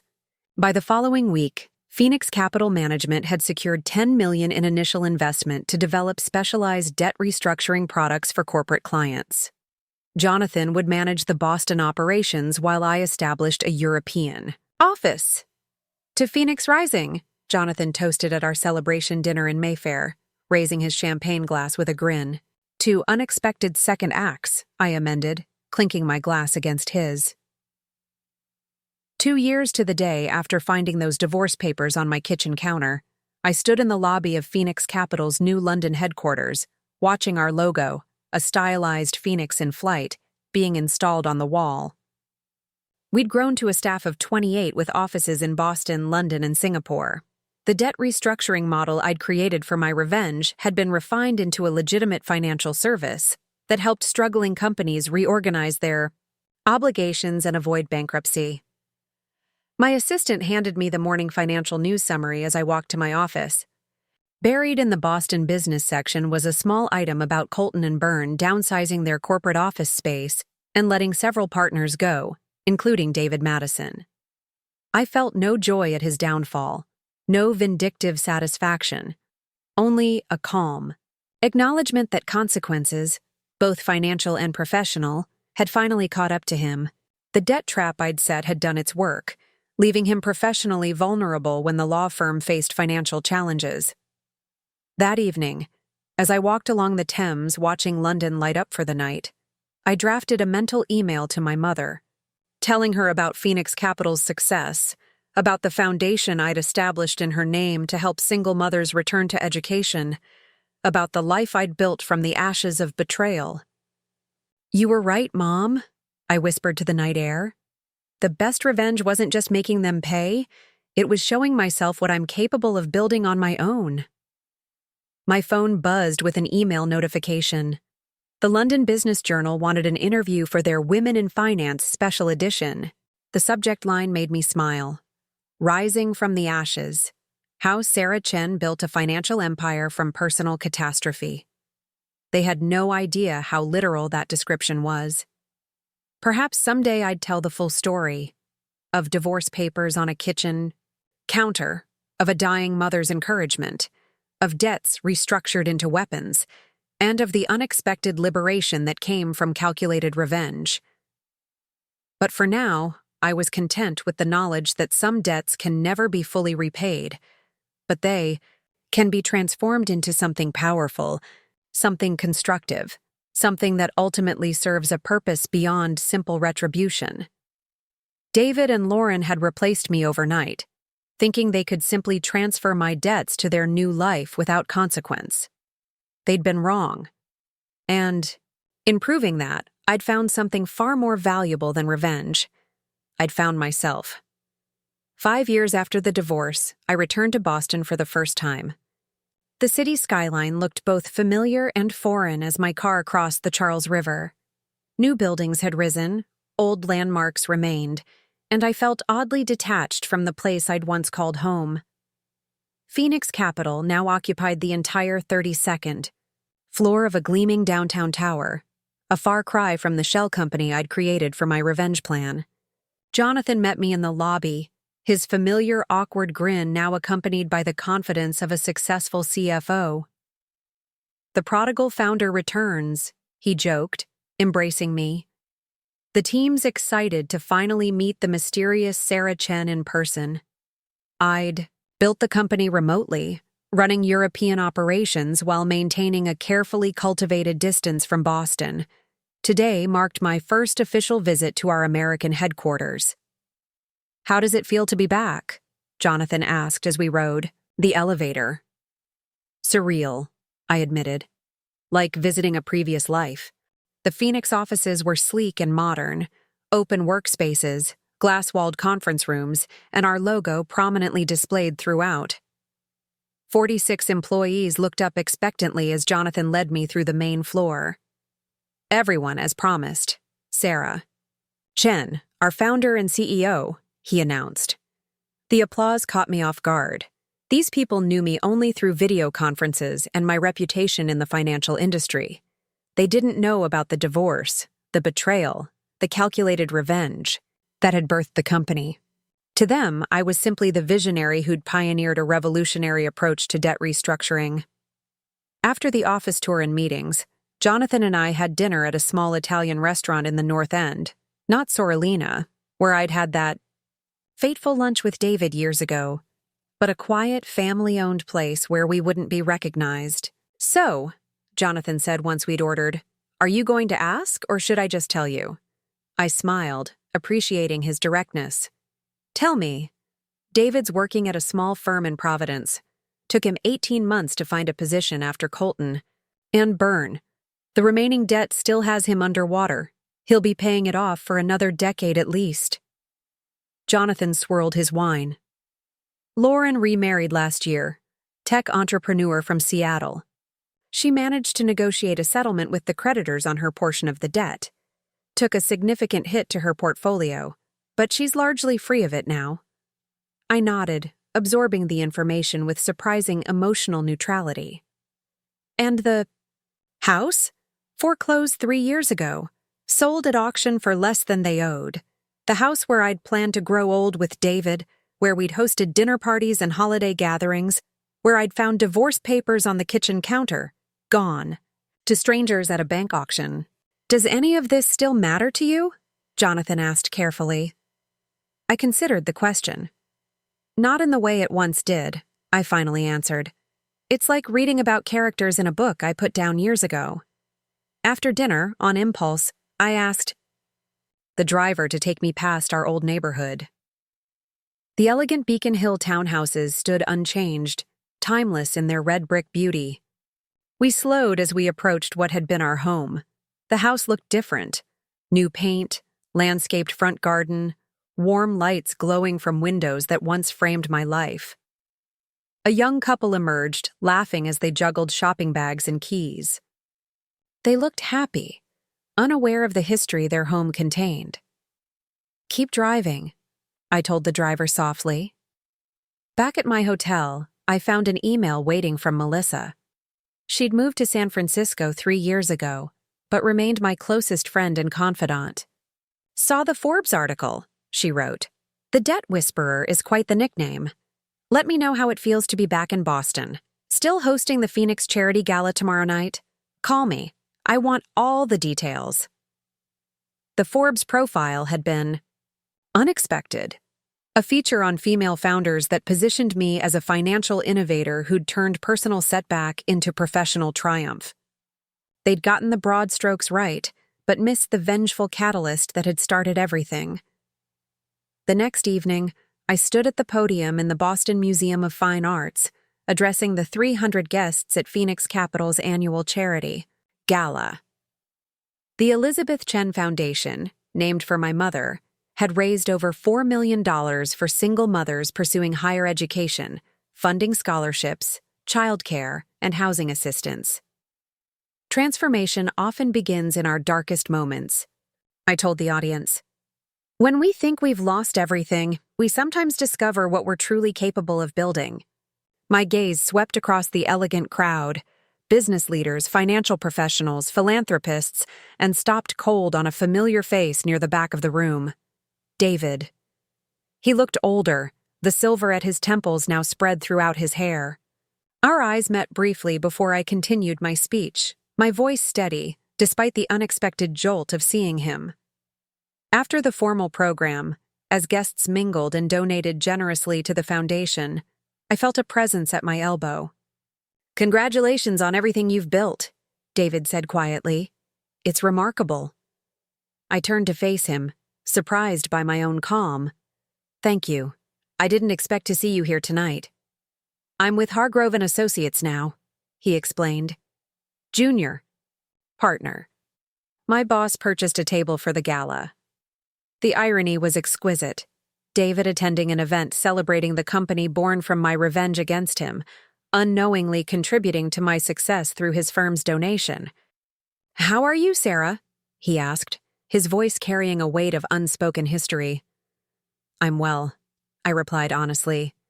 "Very well, actually." He nodded, glancing around at the evidence of my success.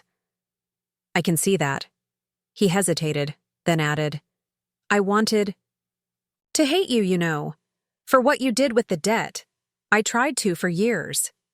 And now? Now I understand it was exactly what I deserved." His smile was rueful. 15 years of marriage disposed of in the worst possible way. I'm not proud of the man I was then. A waiter passed with champagne. I declined. David took a glass. "Lauren." "And I lasted less than a year after the signing," he continued. "The financial strain was just the beginning. Once that perfect image cracked, we discovered we didn't actually like each other very much. I heard she remarried," I said neutrally. He nodded. "She found someone better suited to her. Someone who doesn't discard people when they become inconvenient." The self-awareness in his tone surprised me. "And you?" I asked, more out of politeness than genuine interest. "Rebuilding, slowly. The debt you engineered." He gave a short laugh. "It's quite the masterpiece, you know. My financial advisor still calls it the most elegantly vengeful structure he's ever seen." It became the foundation for Phoenix's business model, I acknowledged. "Minus the vengeful intent, of course." "Of course," he echoed, his eyes holding mine. "The ultimate irony. My betrayal launched your empire." Jonathan appeared at my side, protectively professional. "Ms. Chen, the Singapore investors are eager to speak with you." I nodded, turning back to David. "If you'll excuse me." He reached out as if to touch my arm, then stopped himself. "I am sorry, Sarah. Not because of the consequences, but because what I did was wrong. You deserved better. 5 years ago, those words might have meant something. Now they were simply facts, acknowledged too late to matter." "Yes," I agreed simply. "I did." I moved through the remainder of the evening in a strange state of detachment, accepting congratulations and discussing business opportunities while part of my mind processed the unexpected encounter. Later that night, alone in my hotel suite, overlooking Boston Harbor, I opened my laptop and logged into the secure Phoenix system. A few keystrokes brought up the file I sought, David Madison's debt structure, still active, still slowly draining his financial resources year after year. Finger hovered over the keyboard as I considered the options before me. With a few commands, I could adjust the terms, ease the burden that had been following him for 5 years, release him from the consequences I'd so carefully engineered. The David I'd seen tonight was not the man who had discarded me so callously. That man had been humbled, transformed by the very mechanism of my revenge. The debt had done its work, not just financially, but personally. He had changed, so had I. I typed quickly, entering the necessary commands, then sat back as the system processed my instructions. A notification appeared confirming the changes. The debt structure had been modified, interest rates reduced, payment terms extended. Not eliminated. That would have negated the justice of it, but transformed into something more manageable. I closed the laptop, feeling neither triumph nor regret, just a quiet certainty that this chapter was finally ending on my terms. In the morning, I would return to London, to the life and company I'd built from the ashes of betrayal. Boston would remain in my past, a place I'd once called home, the birthplace of both my greatest pain and my most significant transformation. David would receive notification of the debt adjustment within days. He would understand the significance of the gesture, not forgiveness exactly, but acknowledgement that the scales had balanced, that justice had been served. As I stood at the window watching Boston's lights reflect on the harbor waters, I thought of how far I'd come from that shocked, devastated woman who had found divorce papers on her kitchen counter. The revenge I'd planned had succeeded beyond my expectations, not just in making David pay, but in forging me into someone stronger, more capable, more successful than I'd ever been as his wife. Sometimes, I reflected, the most powerful response to betrayal isn't just making the betrayer suffer, it's ensuring they witness your transformation into someone they can never touch again. In that, my revenge was truly complete. 7 years after the divorce, Phoenix Capital Management hosted its annual Global Leadership Summit in Singapore. As CEO, I opened the conference with a keynote on transformative financial structures in uncertain markets. 200 of our employees from offices in 12 countries filled the hotel ballroom, a testament to how far we'd come from our unlikely beginnings. Financial innovation often emerges from crisis, I told the audience. The most powerful solutions are born when conventional approaches fail us. No one except Jonathan knew just how personally I had tested that theory. After the keynote, during a brief moment alone in the executive lounge, I checked my secure messaging system. Jonathan had sent our quarterly Madison update, a tradition that had evolved from detailed financial surveillance to brief, factual notes. David's firm made him full partner last month, the message read. Debt restructure you authorized 2 years ago has stabilized his situation. He's purchased a modest condo in Providence. FYI, Lauren's tech husband took her company public. Stock opened at $87. I closed the message without responding. These updates had become increasingly infrequent and increasingly irrelevant to my life. While I never requested Jonathan stop sending them, we both recognized they served little purpose, now beyond historical curiosity. Ms. Chen? My assistant appeared at the doorway. The panel on emerging markets begins in 5 minutes. I nodded, gathering my materials. Thank you, May. As I moved through the conference, greeting colleagues and discussing business strategies, I reflected on how thoroughly I had reinvented myself. The woman who had once defined herself as David Madison's supportive wife now led a global financial firm with assets under management exceeding $2 billion. The revenge that had initially fueled Phoenix's creation had been transformed into legitimate business innovation recognized throughout the industry. That evening, I had dinner with our Asia-Pacific leadership team at a rooftop restaurant overlooking Singapore's spectacular skyline. As the conversation flowed around investment opportunities and market projections, My phone buzzed with an incoming email. The sender's name made me pause. Lauren Westfield Jenkins. I excused myself and stepped away to read the message privately. Sarah. It began. You don't owe me your attention, but I hope you'll read this. My husband's company is launching a foundation focused on supporting women entrepreneurs after divorce or major life transitions. Given Phoenix Capital's similar initiatives through the Elizabeth Chen Foundation, we'd like to explore potential collaboration. This isn't about making amends, that ship sailed long ago, but about creating something meaningful from our shared history. The financial education program you've built for women navigating post-divorce finances is exactly the kind of model we'd like to expand globally. If you're willing to discuss this, I'd appreciate the opportunity. Regards, Lauren.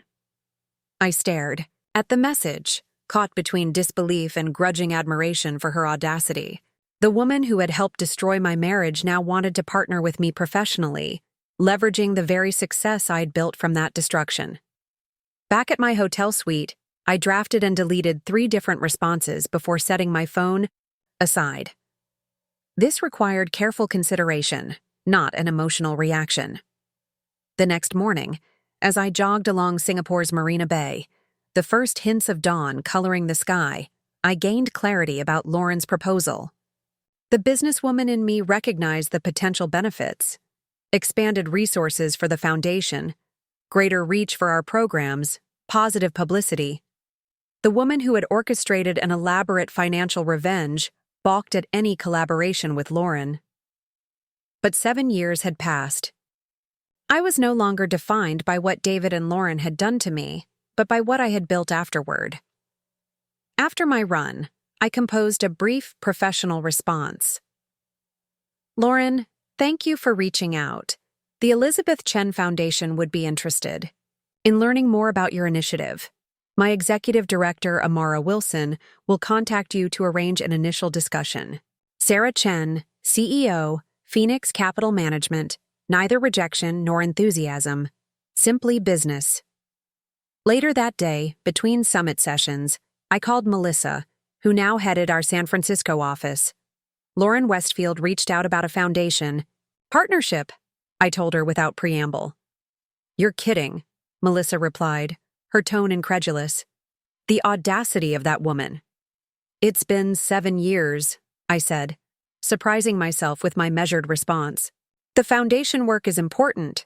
If her resources can help more women, does it matter where they come from? Look at you, all evolved and mature, Melissa teased, though I detected genuine admiration in her voice. Can I remind you that this is the woman who helped your husband replace you while your mother was dying? Trust me, I haven't forgotten, I assured her. But I'm not that wounded woman anymore. Haven't been for a long time. So you're actually considering it? I'm considering what serves the foundation best, I clarified. Let Amara handle the preliminary discussions.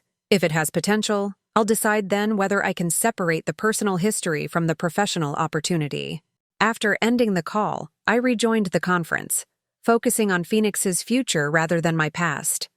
By the summit's conclusion 3 days later, we had finalized expansion plans for South America and the Middle East, approved a new debt restructuring, product for distressed municipalities, and recruited 3 top financial analysts from our competitors. On my flight back to London, I reviewed the Foundation's latest impact report. The Elizabeth Chen Foundation had funded education for over 700 single mothers, provided emergency housing for 200 families in crisis, and launched a financial literacy program that had reached thousands of women navigating post-divorce finances. Mom would have been proud of how her insurance money had been leveraged, first as the seed capital for my revenge, then as the foundation for a philanthropic legacy that bore her name. She had always believed in poetic justice. A month after the Singapore summit, I received a formal proposal from Lauren's husband's foundation. Amara had vetted it thoroughly and recommended proceeding with a limited pilot collaboration. The synergies are undeniable, Amara explained during our video call. Their resources combined with our programs could double our impact within 18 months. And Sarah, she hesitated. Lauren has offered to recuse herself from any direct involvement if that would make you more comfortable. I appreciated the consideration but recognized it as unnecessary. That won't be required. This is business, not personal. The words came easily because they were true. Lauren Westfield Jenkins was no longer the woman who had helped destroy my marriage. She was simply another business contact, neither friend nor enemy. The pilot program launched 3 months later, focusing on financial education for women going through divorce. The irony wasn't lost on me. The woman who had replaced me was now funding programs inspired by the revenge I'd enacted against her. Life's circles were sometimes perfect in their symmetry. In December, Phoenix Capital opened its newest office, in Toronto. During the celebration, Jonathan pulled me aside, champagne flute in hand. "Have you seen this?" he asked, showing me his tablet. On the screen was a business news article profiling David's law firm's expansion into international markets. "No," I admitted. "I haven't been keeping track." "There's a quote from him I thought you might find interesting," Jonathan said, scrolling to highlight a paragraph. David's words appeared in neat, digital print. "My approach to client relationships was transformed by personal experience with financial restructuring. When you've navigated complex debt obligations personally, you develop a different perspective on what clients need during financial challenges." I handed the tablet back to Jonathan, a small smile playing at my lips. Sounds like he learned something, after all. "From the best in the business," Jonathan replied, raising his glass in a subtle toast. Later that evening, after the celebration wound down, I stood alone on the balcony of our new offices, looking out at Toronto's winter skyline. Snow fell gently, muffling the city sounds. My phone buzzed with a text from Melissa. "Saw the press release about the foundation collaboration with Lauren's group. You okay with all this?" I considered the question, watching my breath form clouds in the cold air. "More than okay," I typed back. "It feels like the final piece falling into place." And it was true. The revenge that had once consumed my thoughts had evolved into something I could never have anticipated. A successful global company, a foundation helping women rebuild their lives, and eventually, a strange kind of peace. David and Lauren had replaced me overnight, thinking they could simply transfer my debts to their new life without consequence. Instead, those debts had become the catalyst for my transformation and, ultimately, their own. The circle was complete. The debt, financial, emotional, moral, had been paid in full. And I, Sarah Chen, was finally, completely free. 10 years to the day after finding those divorce papers on my kitchen counter, I stood at the podium of Harvard Business School's MacArthur Auditorium, addressing the graduating class as their commencement speaker. The irony wasn't lost on me. I'd once deferred my own ambitions to support David's career at this very institution. Transformation rarely follows the path we expect, I told the sea of eager faces before me. Often, our greatest innovations emerge from our deepest setbacks. From my vantage point, I could see Phoenix Capital's Chief Operating Officer, Amara Wilson, sitting among the distinguished guests.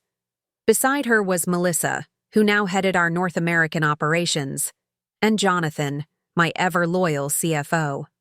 10 years ago, I couldn't have imagined this moment or these allies who had helped build an empire from the ashes of betrayal. After the ceremony, as I chatted with faculty and students at the reception, Harvard's Dean of Business approached with a familiar figure in tow. "Ms. Chen, I believe you know Professor Madison? He's been leading our course on ethics in corporate restructuring this semester." David looked older, but well, distinguished gray at his temples, the lines around his eyes deeper, but his posture still straight, confident. He extended his hand professionally. "Congratulations on your speech, Sarah. It was powerful." I accepted his handshake, noting the absence of the emotional jolt such contact might once have triggered. "Thank you, David. I didn't realize you were teaching here." "Just this semester," he explained. "A visiting professorship alongside my work in Providence." The dean excused himself to greet other guests, leaving us in a moment of unexpected privacy. A decade of history hung between us, simultaneously, significant and irrelevant. "Your foundation's work with women navigating post-divorce finances is remarkable," David said. "I actually reference it in my ethics class as a model program." "That's unexpected," I admitted. He smiled slightly. "I've been following Phoenix Capital's evolution for years. What you've built is extraordinary." "Thank you," I replied, genuine but reserved. "The debt restructuring you engineered?" He hesitated, then continued with surprising candor. "It was brilliant, Sarah. Brutal, but brilliant. It took me 3 years just to understand its full complexity, and another 2 years to stabilize your finances," I added, letting him know I was still informed about his situation. He nodded, accepting this without surprise.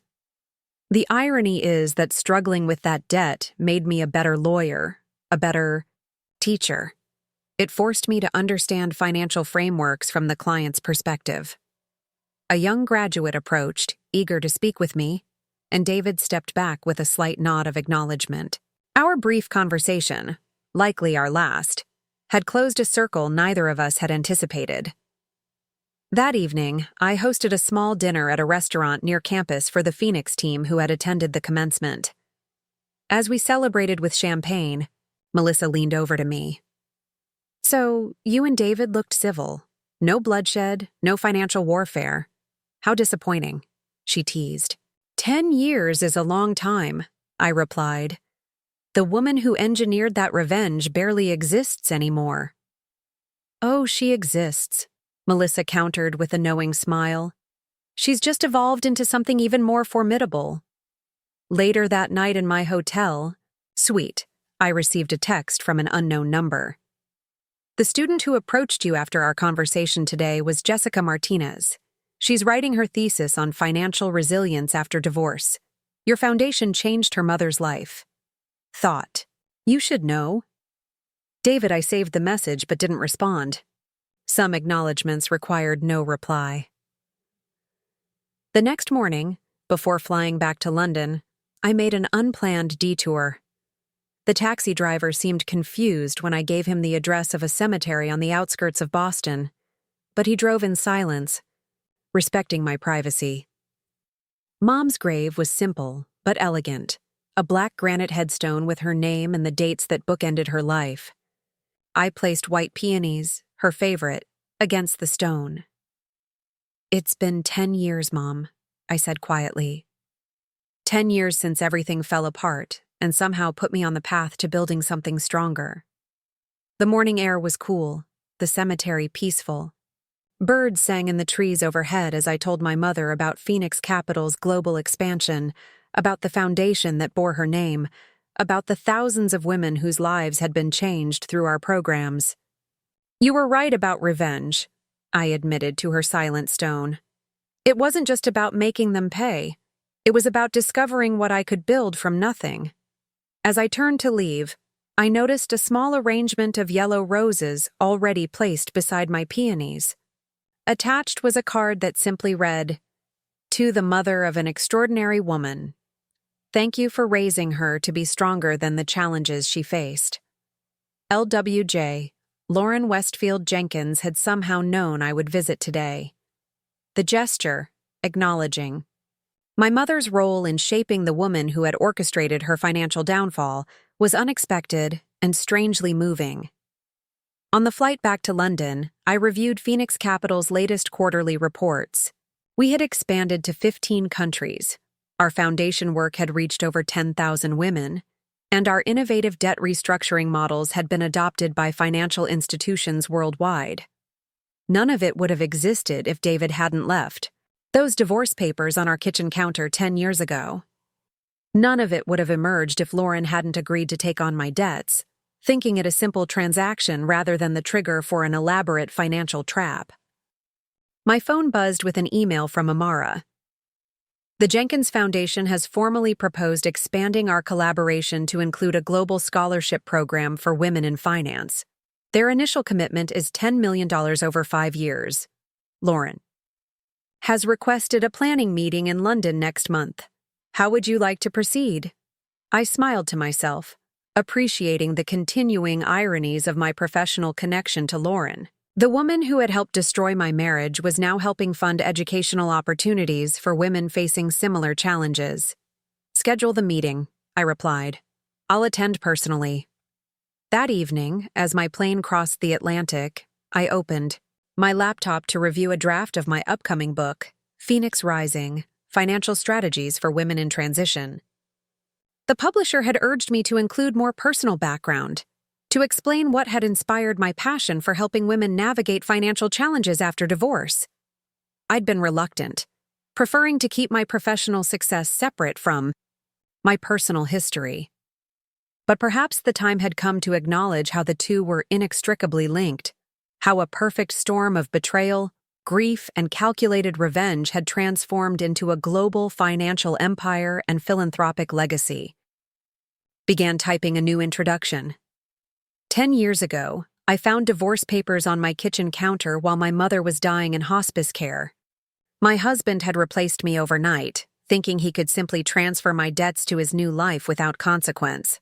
What followed was not just a divorce, but a financial reckoning that would change the trajectory of all our lives. This is not a story of revenge, though it began that way. It's a story of transformation, of debts paid and rebalanced, of power reclaimed, of building something meaningful from betrayal's ashes. The strategies outlined in this book emerged from that crucible. They are tested not just in boardrooms and investment portfolios, but in the most personal financial battlefield imaginable, the dissolution of a marriage and the rebuilding of a life. The words flowed easily now, the story no longer painful. To recall, what had once been a raw wound had healed into something else. Not a scar, but a foundation. Strong, solid, enduring. As the plane continued eastward toward London, toward the future I had built for myself, I thought about the circular nature of debt and payment, of loss and creation. David and Lauren had taken something from me, but, in responding to that loss, I had discovered resources within myself I might never have found otherwise. The debt had been paid in full, not just the financial obligations I'd so carefully restructured and transferred back to them, but the deeper, moral debt created by betrayal. In the decades since, we had all been transformed by its repayment. David had found humility and a new perspective that made him a better lawyer and teacher. Lauren had channeled her wealth into meaningful philanthropy. And I had built an empire that helped thousands of women reclaim their financial power after similar betrayals. The revenge I'd orchestrated had succeeded beyond my wildest expectations, but not in the way I'd initially imagined. Its true success wasn't measured in David and Lauren's financial struggles, but in the woman I had become in the process. A woman my mother would have been proud to see. A woman even my younger self couldn't have imagined becoming. Some debts, once paid, leave both parties richer for the transaction. This, perhaps, was the ultimate lesson of the past 10 years, and the most unexpected outcome of a revenge plan born from heartbreak and executed with calculated precision. The debt had been paid, and we were all somehow the better for it. Up next, you've got 2 more standout stories right on your screen. If this one hit the mark, you won't want to pass these up. Just click and check them out. And don't forget to like, subscribe, and turn on the notification bell so you don't miss any upload from us.